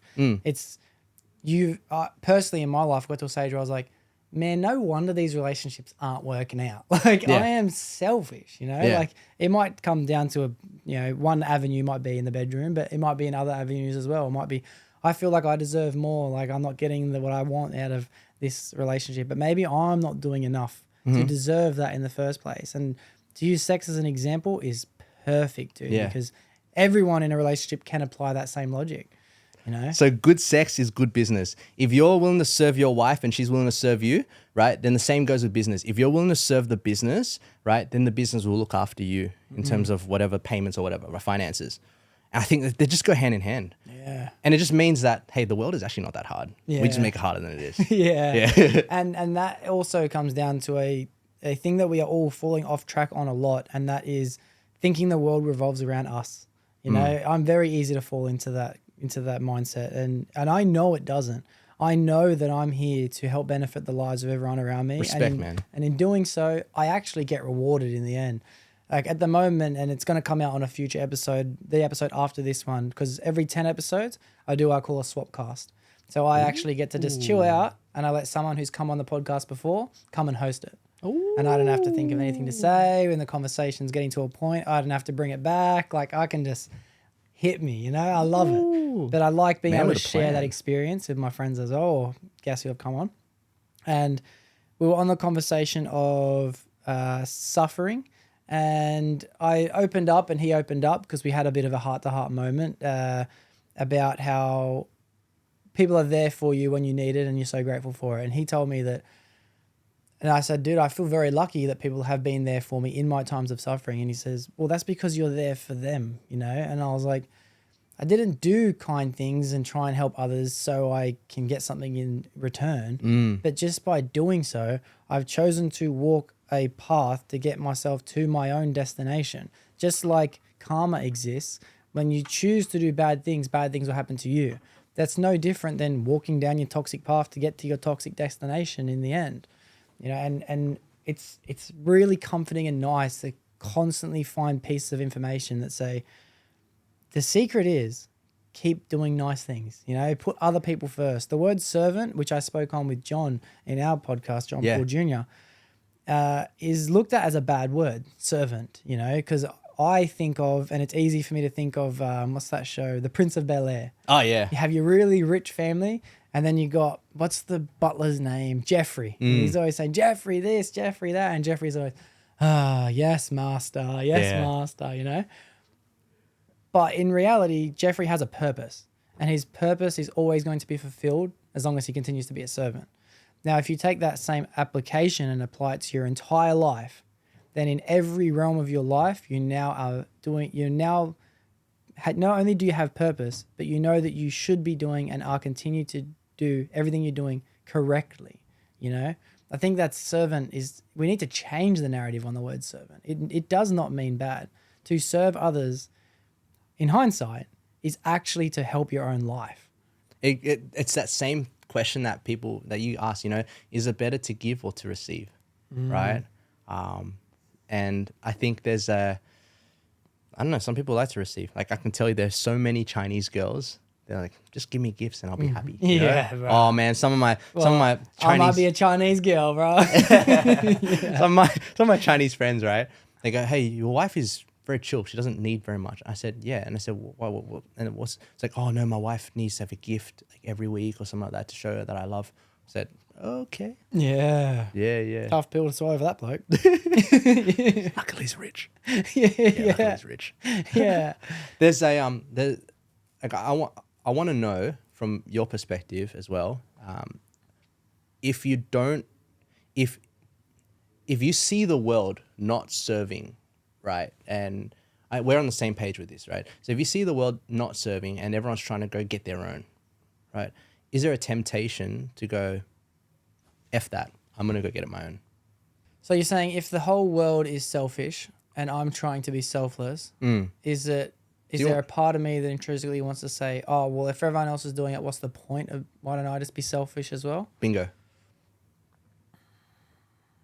Yes, there is, because I still experience frustration. I still know what it feels like to put in effort into someone else and then not feel that same level of reciprocation back. The feeling might come from betrayal. The feeling might come from jealousy, theft, dishonesty. Like, I know what it feels like to say, what was the point in trying in the first place? So I have to say, in honesty, yes, but I still have the understanding through my experiences that everything that I'm being given is a test because there's a lesson to learn in doing so. So I don't say F the world. I don't say, oh, you're never going to get I'm never going to lend anyone money ever again. I'm never going to put trust into a woman ever again. I'm never going to try and give someone advice if they're just not going to listen, because they're just going to ask me the same question again tomorrow. Yes, those things happen, but the feeling that you get when people do take what you have to offer them and run with it is more impactful than when they're not. So I'd say yes, but I won't act on it. Yeah. So it's like, don't succumb to the temptation of what the world is going to do. Perfect. Yeah. Be you. Yeah. Yeah. Stick by your roots. Stick by your roots. Because at the end of the day, like, living a selfish life, it's a lonely life, you know, and I know that. And I only know that because, you know, history, other people's experiences, my own experiences, and it's just part of our natural biological nature to, when you get a smile for giving a compliment, like it really does change your mood. You know what I mean? Even if you don't want to and you just pay for someone's Macca's in the drive-thru, it sucks. To be honest, when I do it, a little bit of me is like, oh, but that's my money. You know what I mean? But if you do look back in the mirror and see a smile, your whole day's changed. You know, you're like, that's your reward system. So knowing the impact you can have on other people's lives is worth any type of suffering that you're going to go through by letting go of what you're losing. I think what's missing today is manners. Really, in a simple way, right? Manners, that I think that chivalry, being a gentleman, being a man, I think that's lost, to be honest. And I think when we see it, we fall in love with it again, because it's so, to serve others, to be able to be that, to stand up for the right thing, not just like fall into what the temptation of the world wants to do. I think when we see that, it goes, oh yeah. And that's why I think there's two movies that's really stood out recently. Number one is The Gentleman, and number two is The Kingsman. Oh, The Kingsman I love it. I haven't seen The Gentleman, I don't think. Yeah. But they're both like huge. Are they both in the same world though? Like are they both in the same universe or no? Okay. Two different. But the thing is, like, we love it because we see that class. Like, we love that stuff. Yeah. Right. And I think there's something nice about the roots going back to that. And then that, if you want to take that even further back in terms of like our brain, we love shit that's nostalgic. Yeah. That's why when we see like old videotapes from like the 1920s, we'll watch that stuff. Yeah. Even in my own life, when I see a clip of Call of Duty, like, I'm like, damn, take me back to when I was a kid, you know? When I hear someone mention Bakugan, I'm like, take me back to being 10, bro. Nostalgia is so fundamental in my life anyway. If I go back to a place I haven't been to since I was 6 years old, it's like, oh, I remember this, you know? It's nice to get out of that constant chase for more and new experiences and see how far things have come, you know? Oh, and McDonald's used to have Disney toys as the I meal. was thinking about that 2 days ago, man. Like, you know what I was thinking about? Macca's had this period where the toys used to be so good, didn't they? At Macca's? Yeah. They used to have these things that would play a song. They would play a 30-second song. And I remember Crazy Frog was one, a blue one. Then they had a Spice Girls one. Then they had a, what's that? not cha-cha, real smooth. Dun, dun, dun, dun, dun, dun, dun, dun. And I'm thinking to myself, like, take me back, bro. Those are the days. They actually were the days because the Macca's toys now are garbage. They're trash. I was in Taiwan 2 weeks ago, and they in one of these streets they had this shop that had all these nostalgic McDonald's toys from the first McDonald's toy. Honestly, I was walking past and I only had like 5 minutes. I think I spent 25 minutes in there. Yeah. Just going through each one. Like, wow. Like, again, take me back. I love that stuff. And that's the trend as well. I think that's why, when we talked about how, Mr. Beast had those videos that was just so, like, trigger happy, ADHD, like in your face. Yeah. We're sick of that. We want to go back to having those conversations like this, right? We want to hear like two people having a discussion. We want to be chilled back. We don't want super high production stuff. We're just happy to listen to people and just take in what they have to say. Yeah. But I feel like it's up to each individual person to make their own decision that that's what they're going to start consuming now. If the whole market gets flooded with a long format conversation type of experience for entertainment, whether it be documentaries, whether it be education programs, or whether it be a 2-hour vlog of someone's day, we have to decide individually that that's what we want to consume from now on, because we are so flooded with scroll. But by the time I scroll on TikTok, and I've been saying it for about 2 years now, I've read how many comments, how many likes, seen the type of quality in camera angle they've used, checked who posted it, checked the song they've used, and I decide before I ever even given it 1 second whether it's worth watching it or not. And that ruined my attention span. I had to force myself to go back, like I did in the first place, growing up with attention deficit. I will sit down and I will get through this movie. I will not get up. I will listen to this 2-hour podcast. I will do these things. And I had to force that into my life. Social media has changed it for everyone, especially for the next generation. Kids' cartoons these days, I've watched these people break down the changing in scenes and changing in colors. They happen like, I don't know. I think the last one I watched the breakdown was like 300 and something times in a minute. The kid got exposed to a new set of experience. Like, that is not what I used to watch when I used to watch Bob the Builder. You know what I mean? I used to watch the entire house get built. It's a dangerous thing for the human psyche to be experiencing what we're experiencing. And it is up to each individual to make that change, but it's also up to the content providers that what people are consuming is more beneficial. I'm a big movies guy. I love movies. That's like going to the cinema is like my getaway, right? But the thing is, for a lot of people, especially the young people, it's not, right? So I want to know from your perspective as a 25-year-old, number one, do you go to the movies often? Not in a long time. Yeah. Second reason, why? I would say the reason why I would go to the movies so much when it was my choice and I wasn't going with my family growing up was for those date night experiences. It was to take a girl out, to show her a good time, to get some time with your mates and have an activity to go and do together. The older I've gotten, I've just used the same baseline of what I did the reasons for. It wasn't most of the time to be entertained. It was for the social interactions I was having. So I find different things to apply. I might take a girl out for a dinner, or I might take my mates and go to the gym, something along those lines. But the biggest reason why I don't do it anymore is probably because there's nothing going to worth watching. If they drop the new Marvel movie, I'll be there. And wait, unless it's that, I ain't going. So aside from it being something that's already developed, like a nostalgic kind of film, like Marvel goes back to like 2008 Iron Man, right? What would make a movie worth watching in the cinema for someone that doesn't go to the movies often? What would make it worth watching in the cinemas? So the next big one I reckon that you'll probably go to, correct me if I'm wrong, is probably Deadpool versus Wolverine. Yeah, 100%. Yeah. No question, right? Yeah. But what would make you go to like an Oppenheimer or a Barbie or maybe just the New Kingdom of the Planet of the Apes? You know, what would make, is there a movie that would go, you know what? Yeah, I will go to that. It's an original movie. Realistically, I would have to say if it wasn't going to be available within a short amount of time afterwards, online anyway. If it was like, we're going to drop this movie and it's not going to come out for another 6 months, I would go there for the purpose of I want to be a part of the movement who has seen this movie. I want to be entertained, and I also want to be within the community of people who have a common ground of like, yeah, we've seen it. Even if I don't go watch Oppenheimer, I'll watch it on a plane in the next month. You know, there's no reason for me to go spend my night doing that and giving up my time when I can choose to endure. I can choose to do it at any point when I do have the time. You know what I mean? So it sounds like the word is experience, right? And again, it comes back down to community branding. If everyone else has done it and you haven't done it, you're going to feel like you have a bit of FOMO. Yeah. Right. So yeah, I mean, you can go through each industry. Like, Yeah. And this is the cool thing. Like, this is the Gen Z mindset.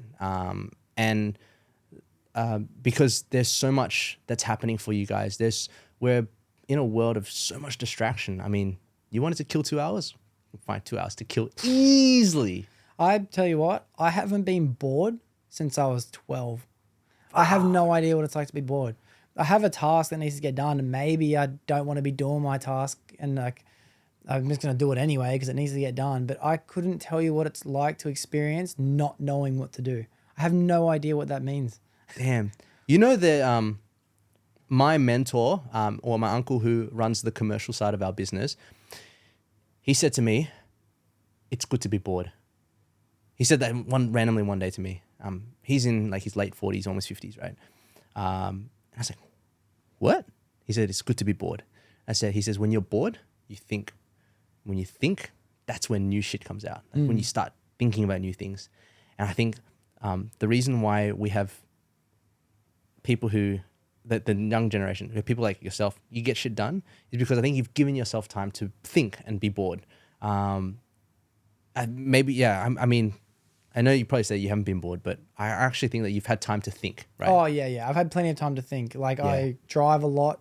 I think while I edit, like I'm getting better at multitasking in that way. Or there's plenty of time for me to think and create plans. And to be honest, while I'm driving, I'm asking Siri to do everything for me. It's like, remind me to do this in an hour. Remind me to do this in 2. Remind me to do this in half. Like, I think a lot. I do give myself plenty of time to think. But I think a lot of people don't have the free time to be able to think. When I work, I've got the level of skill now because I don't have to put too much thought into what I'm doing. It's automotive where I just put my AirPods in.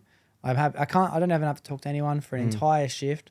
And in that process of working and listening, I'm just planning, I'm thinking, I'm acting, I'm going through my checklist of things I need to do. I'm trying to create a business idea. Like there is plenty of time to think, but when you're consuming content, you actually don't get to think. You know, that's when you're being fed information.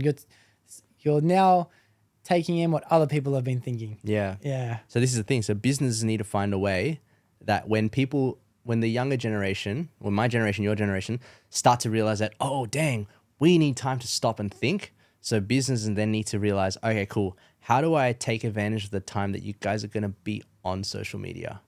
Yeah. How am I going to capture your attention in the small time and give you value to make you go, you know what? I'm going to stay on this channel. Because I think everyone is just trying to pay extra to try to get in your face. We don't want that. Yeah. We don't want. Stop running Facebook ads. Yeah. My parents even said, my mom said, my friends have even got off Facebook now. Who's using Facebook? I don't know. People in Philippines, Indonesia. You know I'll tell why? you who's using Facebook. Mostly mums. That's who's using Facebook. There's no... I'm in a lot of community pages on Facebook that I might check in and here and there, but it's not my generation that's on Facebook. No. Yeah. It's not even people under the age of 39. I reckon once you hit 40, you open the app. I reckon that's how it works. I got 1,600 notifications since. That's why I open it, to clear the notifications. That's the only reason I do it. Click the bell. I don't even check it. I just click the bell and then I close it. Yeah. So get rid of the notifications. Yeah. And I think, and you know what? It's more interesting. Like my mom said to me, like literally, these are my mom's analytics. She goes, a lot of my friends in their 50s and stuff like that, they've stopped checking Facebook because they're scared of privacy. They stopped posting, they stopped liking because they don't want people to see what they've liked because of privacy and stuff like that. I think a lot of people in the older generation, they're just not even, like, they're scared of what they don't know. Yeah. Whereas us, sure. we chuck everything out there. Yeah, for sure. Yeah. And what? I'm like, this is me. Yeah. And it's so different, right? Yeah, And so we are like, hey, this is me. I'll jump on a podcast. I'll share my thoughts. Ask my mum to jump on a podcast, share her thoughts. No. I don't want anyone to know my name. Oh, my mum did a podcast episode with me. That was a very sentimental episode to me. And so is my brother. My sister hasn't done it yet, but she will. But my dad, I'd love to get my dad on the podcast. Yeah. But he's always like, not a chance. He's like, I'm happy to talk to you for as long as you want to talk to, but I can't go talking on the internet. I can't put myself out there. I don't know who's listening. I don't know what's going to come around to bite me later. It's like, Yep. Speaking of a dad on a podcast, one of the coolest podcasts I saw was Sylvester Stallone's daughters. They invited their dad onto like, I don't know, it was like episode 50 or something like that. Yeah. And it was funny as hell. Wow, I'm going to watch that. You see Rocky, right? You know Rocky, you Yeah, know yeah, Rambo, yeah. you know who he is, right? And then you see him just playing with the mic going like that. And they go, Dad, stop it. He goes, it's moving. You know? Is it meant to move? Yeah, Or yeah, are yeah. you too cheap? Yeah, it was like that. Like, why is moving? And I said, Dad, stop playing with it. He goes, and it's like walking away. I was like, okay, this is so authentic. Like, Yeah, I I love love this. that. I love this. I do love that. Authenticity. I feel like what a business would need to be able to capture people's experience, like to answer your question in further detail about going to a movie cinema Yeah. experience, it would be to create that moment in which FOMO will occur. So for me, a midnight release for any Marvel Cinematic Universe is a must. I don't care if I have work that night. I don't care if I'm sick. I don't care if I'm in hospital. Take me out. I'm going to the cinemas because watching Endgame at midnight release, watching even Infinity War, I watched the Spider-Man, I watched Doctor Strange. Like seeing those in real life, if you've never done it, you don't know what it's like to get up with the entire cinema and cheer when Tobey Maguire comes out in the movie of Spider-Man when Tom Holland is playing it as well. That moment when they bring, like, you don't know what it feels like if you haven't been a part of it, that when Doctor Strange opened up the portals and Spider-Man or, you know, Black Panther or whoever came out of them for the first time at the end of Endgame came out, or when Captain America pulled Thor's hammer. Bro, spoiler alert, man. Bro, if you haven't watched it now, it's too late. If you're not up to it, you've done yourself a dirty, all right? And guess what? Heisenberg dies at the end of Breaking Bad, all right? If you haven't watched it yet, you missed out. This is that FOMO thing I'm talking about. So that moment when Captain America wielded Mjolnir, Thor's hammer, for the first time, I have never been a part of any audience cheer so loud in my life, and I've been to festivals, concerts, gigs, performances. I've been to them all. That cinema is a life-changing experience. That's a one-off moment. So in order for any type of movie to come out to make me want to go there, it would need to be an experience that I wouldn't be able to experience at home. I like that. And that comes back down to we pay for experiences, not things. Yeah. Yeah. That's why when people go, oh, hey, what did you buy? Well, I like to travel a lot, right? So people go, oh, what souvenirs did you get? And I was like, I don't collect things. I collect memories. Yeah. I Yeah. collect photos, man. Yeah. Yeah. They give me like on an average day when I travel, I bring my camera with me and I'll probably take about maybe 500 photos. Wow. Yeah. But it won't be like of scenery because I can go on to Unsplash or Google and just find the building or the scenery. It will be like moments that we shared together. Yeah. Yeah. Nice. I like that. I had a young lad come on. Shout out to Daniel. Shout out Daniel. Dupree's. I don't know how it came up, but one of my other mates, he just happened to be going to the pub, talked to the bartender, and he said to the bartender, hey, you should go do my mate's podcast. And he went, yeah, why not? So he came on. Thank God he did, because I got a good friendship because of it. Like, he had a lot to say. He ended up coming and hosting one of the Swapcasts after that as well. Nice. He's a great bloke. But when we sat down and talked, he told me all about his 2022 or 2023, however long ago it was, and the traveling he went on. He went to this country, that country, X amount of time in New Zealand, and he went to past and did some China. He went to Europe, all these things. And his biggest takeaway that I took from that was traveling is useless without someone to travel with. He's like, I understand traveling on your own, but I've done it. And every time I've gone to a country, I remember experiencing it with that person. Like, that's my biggest takeaway. So my question to you is, even though you are doing this traveling, are you traveling alone or are you traveling with company? My favorite person to travel with is my wife. Yeah. Yeah. Nice. Yeah. It's because what is the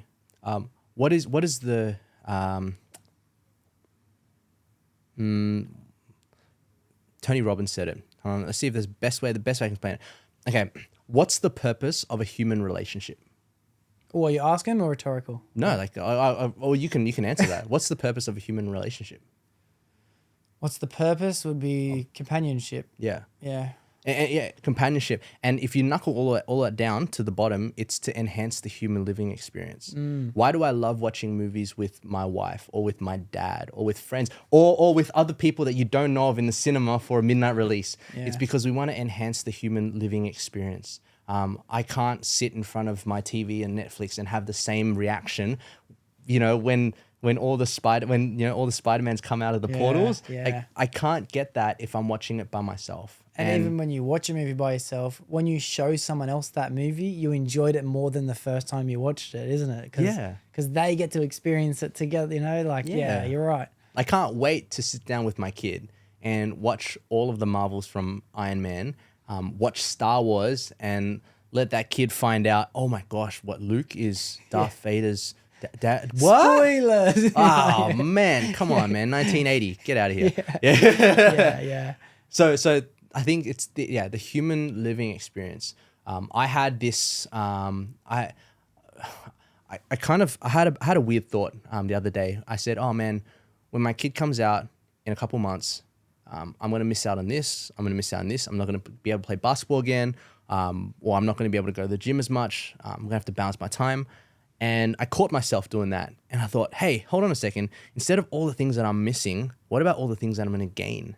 Right? What about the experience that I'm going to share with this, with this kid? What about, I'm saying kid because my wife has sworn me to secrecy not to reveal the gender. Okay. Yeah. So, okay. yeah. So, All right. Well, I'll be so, staying tuned for that. yeah. She's like, if you tell anyone, you can tell anyone, you're done. Yeah. Far out. Like, What a secret. yeah, too. we know the name and everything like that. Oh, wow. Yeah. And the name's like Taylor, and then everyone's like, boy or girl. Boy or girl. So yes, but yeah. So like, I'm so excited for those moments that I'm going to experience because again, we want to enhance the human living experience, and that's what we're doing. And same goes with like the young generation. Like when they're on Twitch, Discord, when they're watching stuff like you're enhancing the experience. You're in the chat bot with a million other people. Community branding. Yeah, you're right. And to speak on this subject of parenthood that you're about to go down this road, Crap. my first thing is congratulations. Oh, thanks, bro. Congratulations. It's not about the size. It works. Yeah, true. And about the size of the hammer, it's how hard the nail gets hit. Shout out my Asians. Yeah, good work. Thank you. All right.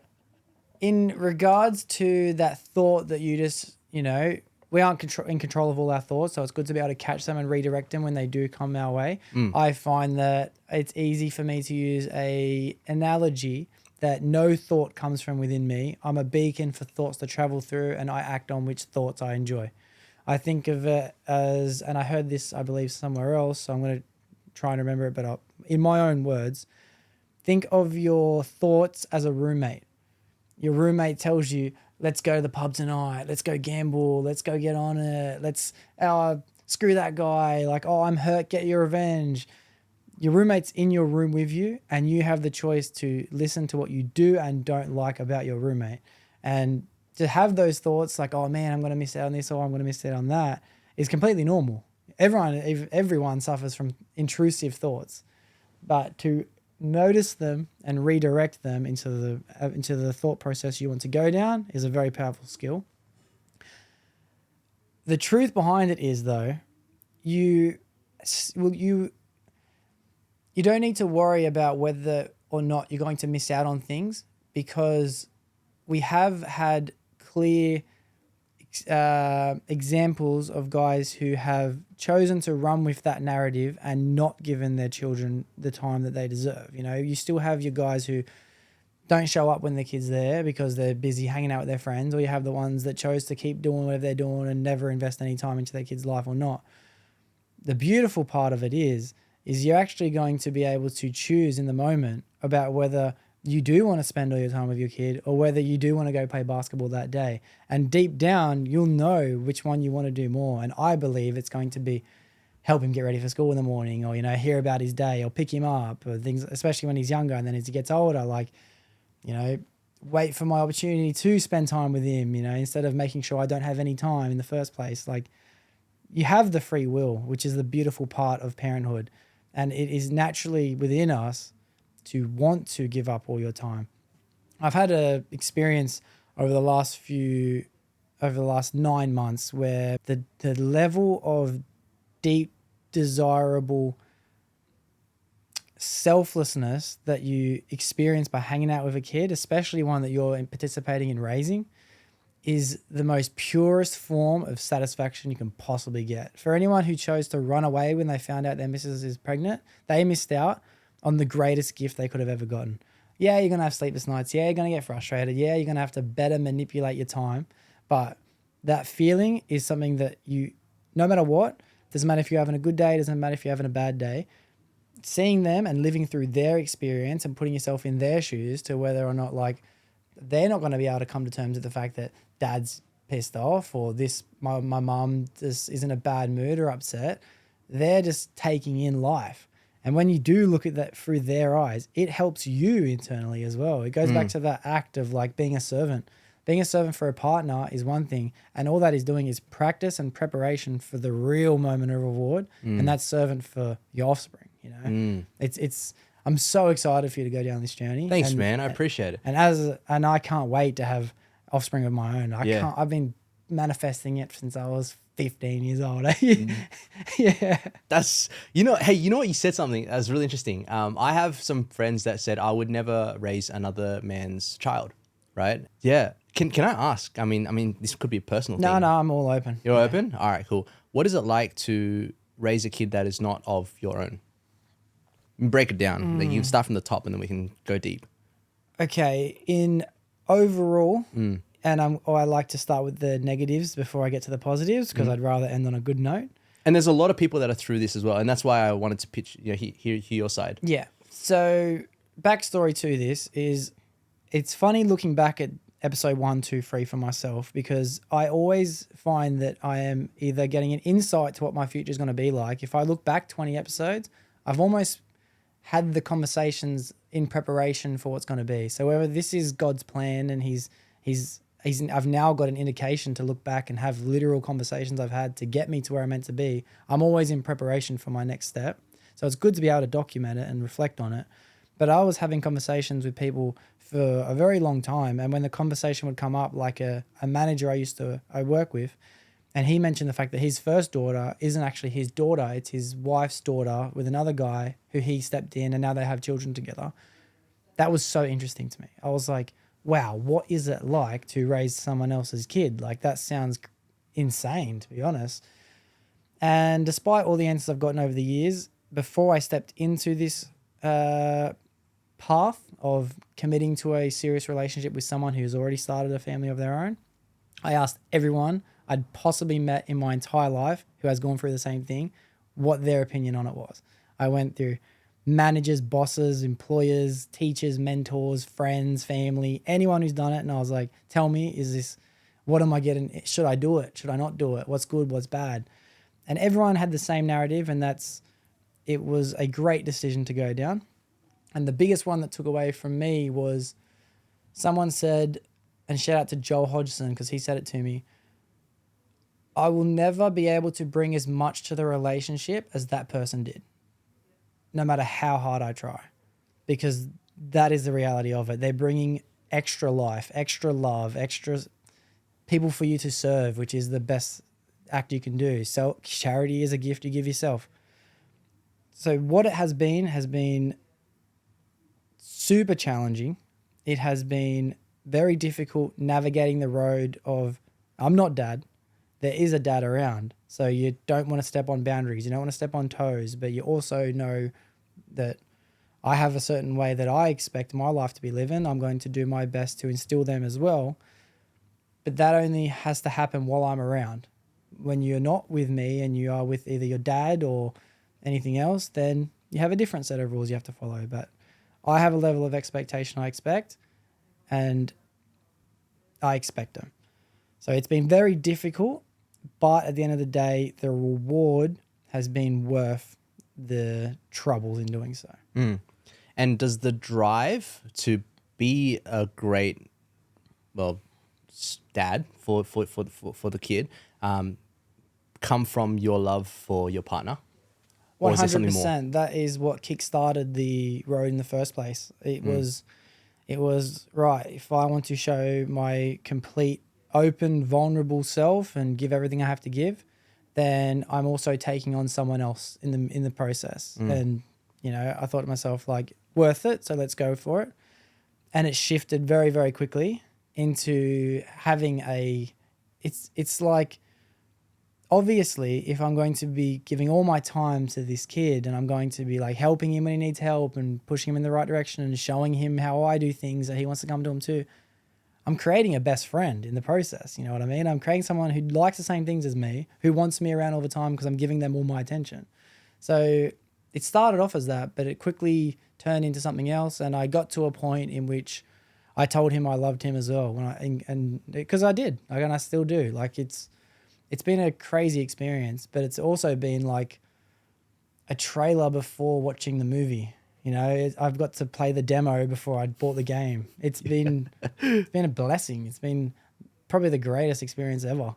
Wow. It's been challenging. Don't get me wrong. There's times when people might push buttons and without going into too much detail, you know, people might use certain people as a weapon, but worth it.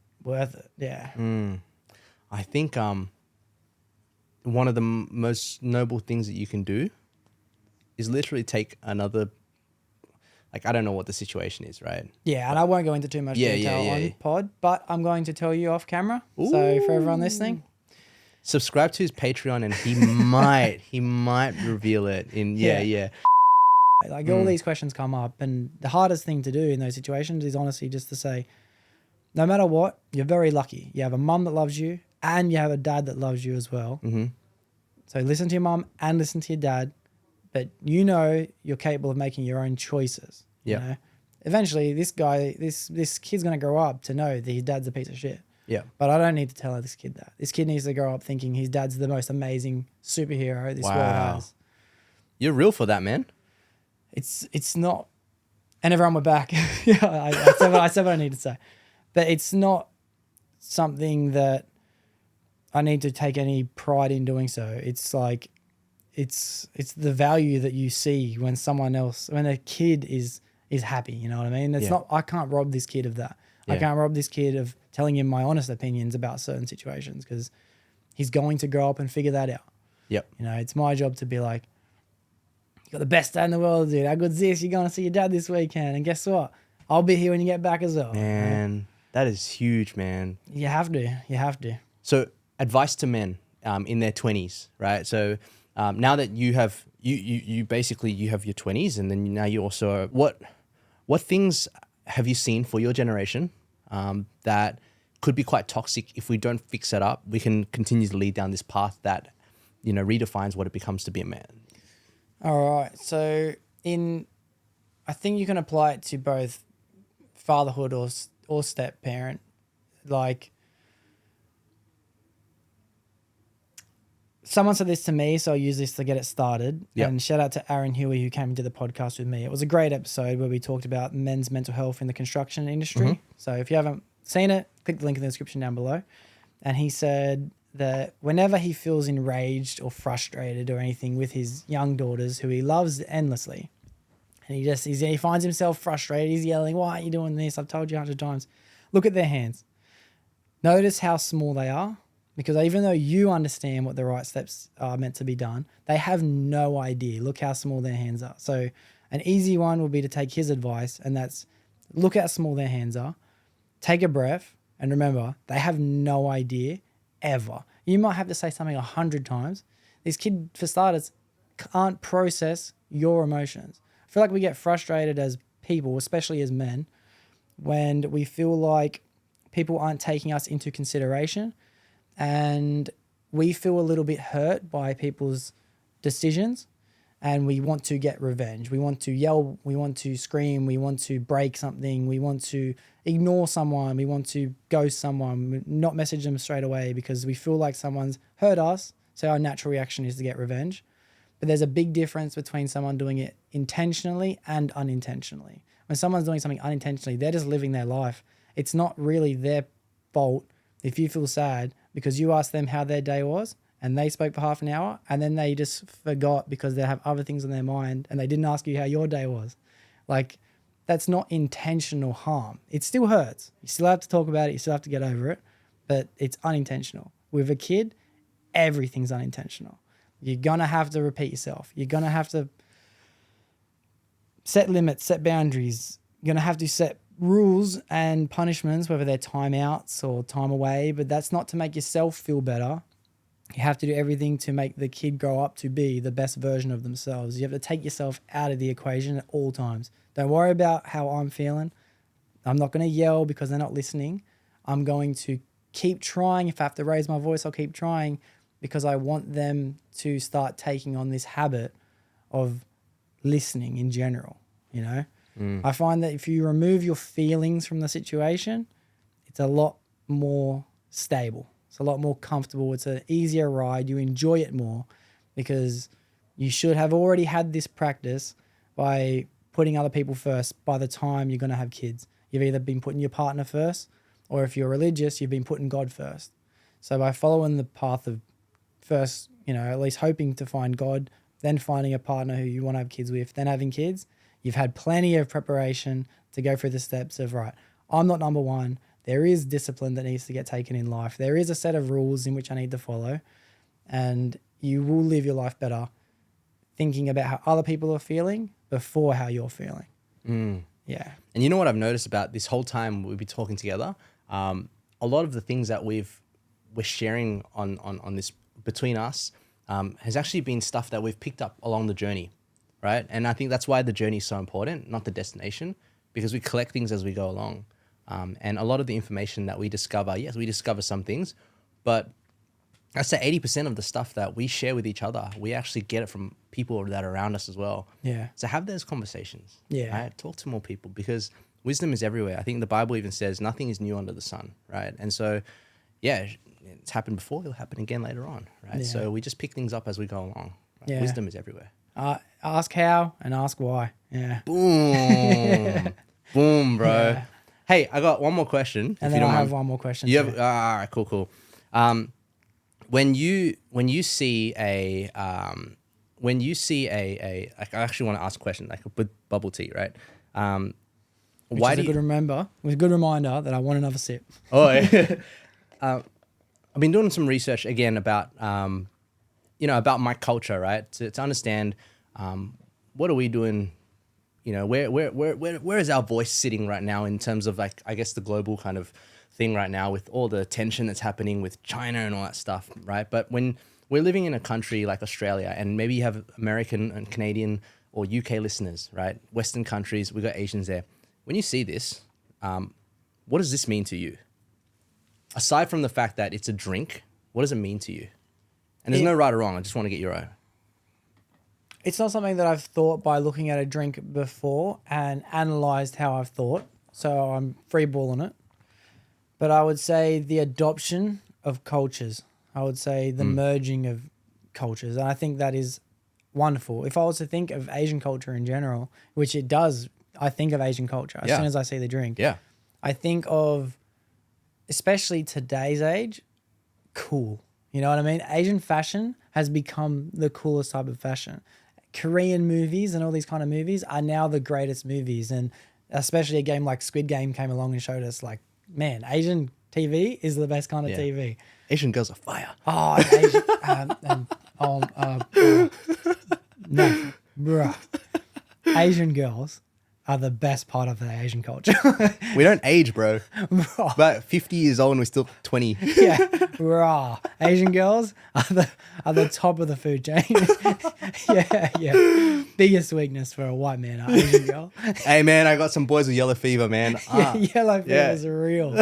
And you know what's been interesting? I've noticed a shift in yellow fever for females, for white girls as well. I noticed a lot of white girls are actually very interested in Asian men. Yeah. Yeah, so I don't know if that answers your question, but... No, it's cool. Actually, yeah, it does answer the question. And I was, because I think every culture, there's a thing that you can lean on. And I'm just so curious, again, that why and how this weird looking cup that there's a French psychoanalyst, a business analyst, when this first landed in, the first boba shop landed in New York City, I think in the late 90s, he said, this is just a phase. It will fade away and it'll die, right? And then, it hasn't. Not yet. And Yeah. I think with K-pop and I think the Japan dollar is so low that everyone is traveling. Like they had a new stat. Australia's most favorite destination to go to right now is Japan. Oh yeah. It's in my top 2. Is it in top Yeah, 2? yeah. But I actually think that there's a bigger reason behind that, and it can be a bit of a dark one. Okay. I think we like to indulge in the hyper consumerism without the repercussions of this being part of our daily life. Yeah. To break that down, it means that we love spending money on shit and we love like all this ADHD like stuff to come to us. But when we're traveling, we don't have the responsibilities of, we have to consume and then we have to take that home with us. No, we can leave that here. Yeah. Right. And it's a very interesting take, I think, on this young generation. But anyway. I do get that. I do understand that because when you go on a holiday, your sole purpose is to experience. You know what I mean? So you're going to be able to spend more freely and not have to worry about the burdens of the financial repercussions that you do when you're at home because we know what it's like to gather clutter. We know what it's like to be interested in a trend and then have it sit in your house and it's like, I've probably played this guitar twice since I bought it. Why'd I go buy this guitar? So the next time you're thinking about going and purchasing something along that same theoretical premises is you're not going to do it because for starters, you wasted your space. You're constantly reminded of what it's like to not progress, you know, but when you travel, you want to take in as much of it as you possibly can so you can come home with as much of it as you possibly can. So it's easy to relate. And I can see it now, a relation between Japanese culture and more incisive admiration because I guess being a big hotspot for traveling, going to Asia and experiencing even places like Vietnam or I would consider Thailand or all these places, it's like you take in as much Asian culture as you can. So when you come back home, I feel like we're also now finding commonality between some of the things we're seeing too. Could it be because we lack culture in Australia?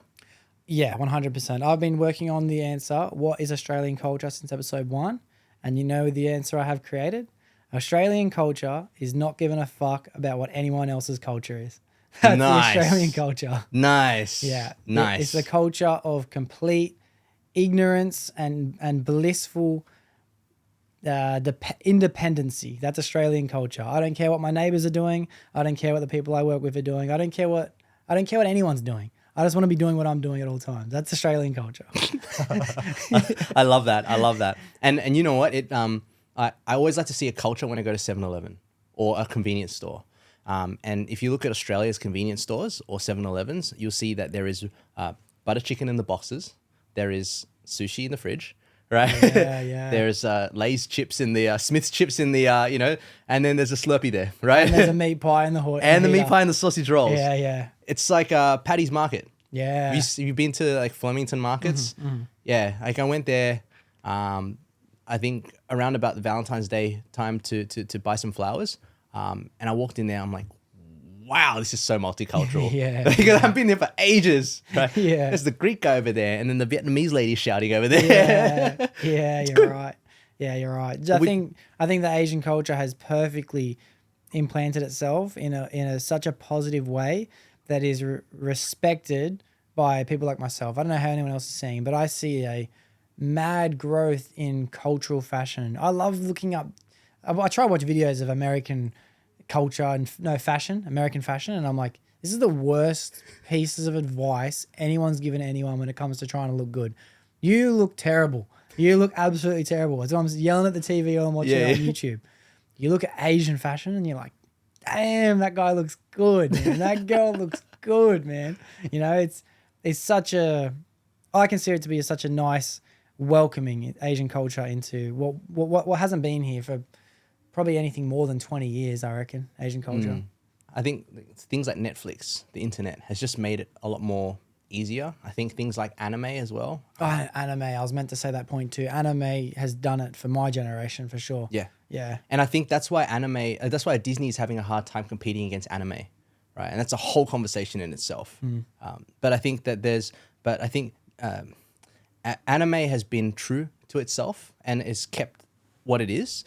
Whereas Disney has done its best to try to continue to pivot. And when you try to pivot away from what you're good at, and I think that's where people go, wait, what the hell are you doing? Yeah. Right?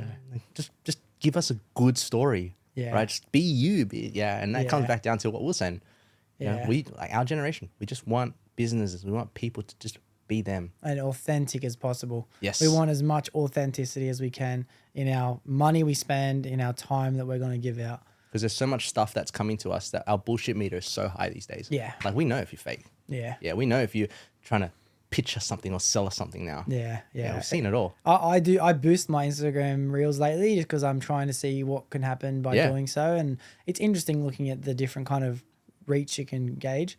It's not something I plan on doing forever, but I'm enjoying this educational process and doing it. But if I see someone else's paid ad, Yeah. you ain't paying for my attention. Yeah. What about sponsored ads? Sponsored ads next. What about if it's so let's say if it's some of my reels, right? For example, I went traveling and I had a company that sponsored me on this trip, right? But they allowed me to be completely me, right? Nath, talk about your business psychology stuff. Talk about things that you found and then just give us a plug at the end. Yeah. Like, does that resonate with you? Like, Much better. Much Okay. better. As a consumer, I'm way more inclined to sit there and go, I know what you're doing. Yeah. I'll allow it. yeah. Then I don't like what you're trying to do. You know what I Yeah. mean? I like knowing. Yeah, I like it when, say, if I got sponsors, I'd like to keep one here and Mm-hmm. just be like, oh, you haven't had this before? Yeah, like I know people listening are going to know exactly what I'm doing, Mm. but I'd much rather that than, hey, sorry to interrupt this episode. We take a quick break to talk about this. You know what I mean? Like include it within what you're already consuming. Mm. Don't try and change what I'm consuming to what you want me to consume. Include it. And if it's smart, if it's a really good transition, like, oh, you got me. Yeah, That's good. yeah. I know, give but I know, dude. Yeah. I watch any show, any movie, and I know exactly what's happening. Then no one's getting it over my head. Yeah. I don't think anyone's getting over anyone's head, right? Yeah. And I think that's just where we're at, or where we're at today. Yeah. Yeah. Yeah. Sorry, you were gonna ask a question. My bad. Yeah. So, Interrupted. given you said final question, I realized how long we've been going for, and I Yeah. realized, all right, well, I'll give my final question as well. Go for it, man. But before I do, I just like to say thank you very, very much for coming and Dude. doing this. Yes. It's been such an amazing episode. I've No, enjoyed it. I love having conversations with other podcasters as well. It's the Yeah. best. Yeah, beautiful. All right, well, I'll We say could go thank for 5. We could actually go for 5 hours. Easy, Yeah. easy. Well, I'll say thank you again in a minute, but to cut that short, I do speak on men's mental health a lot in the podcast, only because I know what it's like to be a man suffering with mental health issues. I've experienced the highs and lows in life, and I feel like it's my obligation to be open about them. But this question can also relate to women as well. If someone came to you because they were feeling depressed, mostly because they were just lost, what advice would you give to that person? Jesus loves you, right? I'm not here to preach to you, but allow me to, come to my house, have a bubble tea with me, share with me all of your feelings. Tell me what's going on. And sometimes, like one of my friends said before, she said to me, like, I don't want your advice. I just want consolation. Just hear me out. And the beautiful thing about, I had a conversation with a friend. Oh, do you know the show H2O? Yeah, of course. Ethan from H2O. They're talking about Angus. Wait. H2O. Just add water. Say The again? Mermaid Show. Oh, that's what you're talking about. I thought you were talking about, I was thinking of H3, which is a podcast on the internet, but H2O is the mermaid show that used to be on TV. Yeah. And let me tell you, I have a fetish for mermaids because of that show. Damn. Just putting that out there. No, Cleo. Putting that out there. Yeah. So I had a convo with Angus, who plays Lewis. Wow. Yeah. Wow. And Angus said to me, we were having this conversation about what does it mean to be human, right? And we're talking about how the birth of AI is going to take away a lot of things, right? And we came to this conclusion together that the best part about being a human is and there's one thing that AI cannot take away from us, and then that's our ability to endure suffering. Ah, yes. Yeah. Oh, I hate knowing it. And It sucks balls. yeah. But there's one thing that a pastor once said in one of his sermons, and it stuck with me forever. And he said, one of the best things, and he says, you'll need to find your journey to get to that point, right? But one of the best things is rejoicing in the suffering, because he said, when we get into heaven, there is no suffering, there is no sadness, there is no sickness, there is no illness. We are in heaven. We are at this is how God created us. So we don't have the privilege of trying to endure through suffering when we're in heaven. And heaven is eternity, whereas this is only a short period of time. So while we get to endure the suffering, just endure it for now. Find a way to overcome it. Work it out with people. Don't do it by yourself, man. Don't do it by yourself. And sometimes our ego, especially as dudes, we're like, no, I'm not going to tell anyone. All right, fine, post it on stories. yeah. But just talk to people. And my advice would be talk to your dad or talk to your mum. Like talk to one of your parents or your aunties and uncles who love you unconditionally. Because I think as we get older, we seem to want to, especially in our teens, we push away from them because we want to be cool. We want to be our own. But sometimes having that mentor, that uncle, that auntie figure that just loves you unconditionally, their warmth embrace is just the best thing in the world that can cure so many things. Yeah, unconditional love is AI will never create that, no matter what. AI can, no matter how far we experience technologically, unconditional love is. Patrick Bet-David said, if you want to be great and successful, you need two things. One is an enemy or a competition, and the second is unconditional love, and that can usually only come from your mom. I love his. I love Patrick Bet-David. I love his stuff. Yeah. Oh, we seem to listen to the same. I reckon if we load up our YouTube pages, we'll probably 30, 40, 50% of it will be the same. And that's a lot for YouTube. yeah, it really is. And touch note on what your pastor, was it just, or did you hear it in person or was it online? It wasn't my pastor, but I was at a worship event. Okay. And the pastor that was there was like, yeah. Yeah, okay. Well, speaking on what he said. Yeah. You really do have to get to your own conclusions to realize it. You know, you have to go through hardship to make it out of it, to then have the overall reality of, I have to learn to enjoy the suffering, because I've been saying for a very long time, while I'm here on this earth, my job is to experience all the moments that life has. I want to taste every flavor. I want to smell every smell. I want to do every experience, and I want to feel every emotion. Like it is what it is. And it's like, even when you are suffering, it does help knowing that it's going to pass. And this mad quote that I've constantly been using on every episode lately that I do not apologize that I'm going to say again is, this too shall pass. Amen. It's like suffering, this too shall pass. Just sit in it, accept it, feel what it feels like to feel it. Find little reasons as to why you might be feeling it. You know, have I made the wrong choices so far? Am I feeling it because I'm meant to be somewhere else? Is this what I needed to push me on the right path? But don't just use this too shall pass for that. Know that when you're feeling your best, this too shall pass. Yeah. So enjoy it while it's here. When you're nervous for something coming up, this too shall pass. Experience what it feels like to be nervous. Keep applying this too shall pass to everything, and you will learn to enjoy the wave. It's always going to go up and it's always going to come down. It's flipping good fun. Yeah, it is. Yeah, and you know what? In the end, when the only thing that you can take with you to heaven is your character. Yeah. Everything you collect on this earth, you can't take with you. Yeah.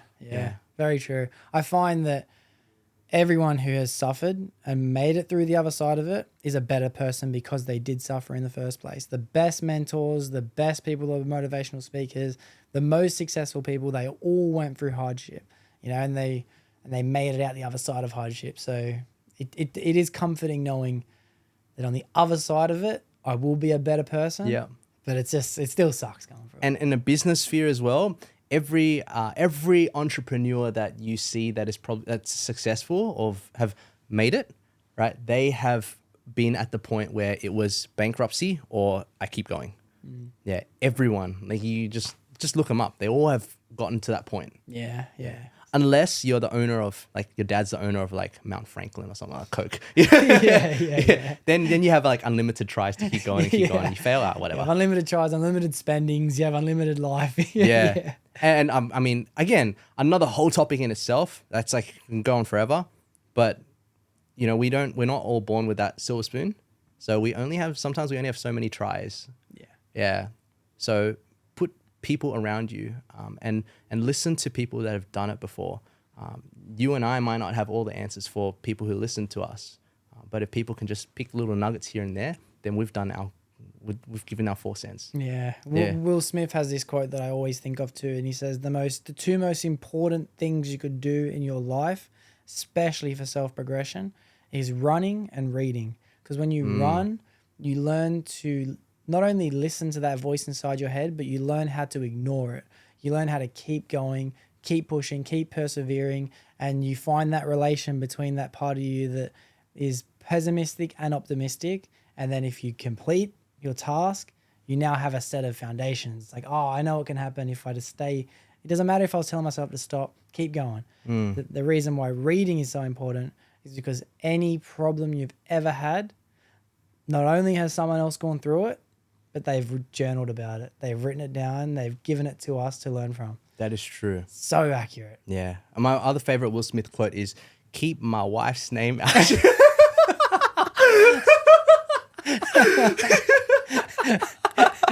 Love that. Love that. God, I'm so stealing that for next time someone brings up Will Smith. Like, thank you for that joke. You're welcome, bro. Thank you, dude. Very, very beautiful, man. I love Yeah. this. Thanks for allowing me to share my last couple of hours with you. Yeah, no, thank you very much for not just coming and giving me the gift of the episode, but giving me your time, giving me your thoughts, giving your experiences, and just giving me your presence in general. So Bless you, bro. thank you. Yeah. I'm honored to be sitting down with you because you've grown yourself and you've taken your risks and you've learnt your lessons, and coming and sharing them not just with me but with the people listening is a very noble thing to do. So I appreciate that. Thank you. And thank you for everyone listening. Yeah. Well, there'll be a next time, all right? There'll be a next time. That's I right. want to dive deeper into these avenues that we didn't get to go too far down. 100%. But until next time, I'll look forward to it. Find us on the business bubble. Yeah, done. All right. Well, for everyone listening, thank you for making it to the end of the episode. It was another amazing episode this week. There'll be another one next week. That's all right. Shawty catch a vibe, Love yeah, it, had to put her on. Bought a two-seater, yeah, we heading for the sun. Shawty going hard, I ain't tripping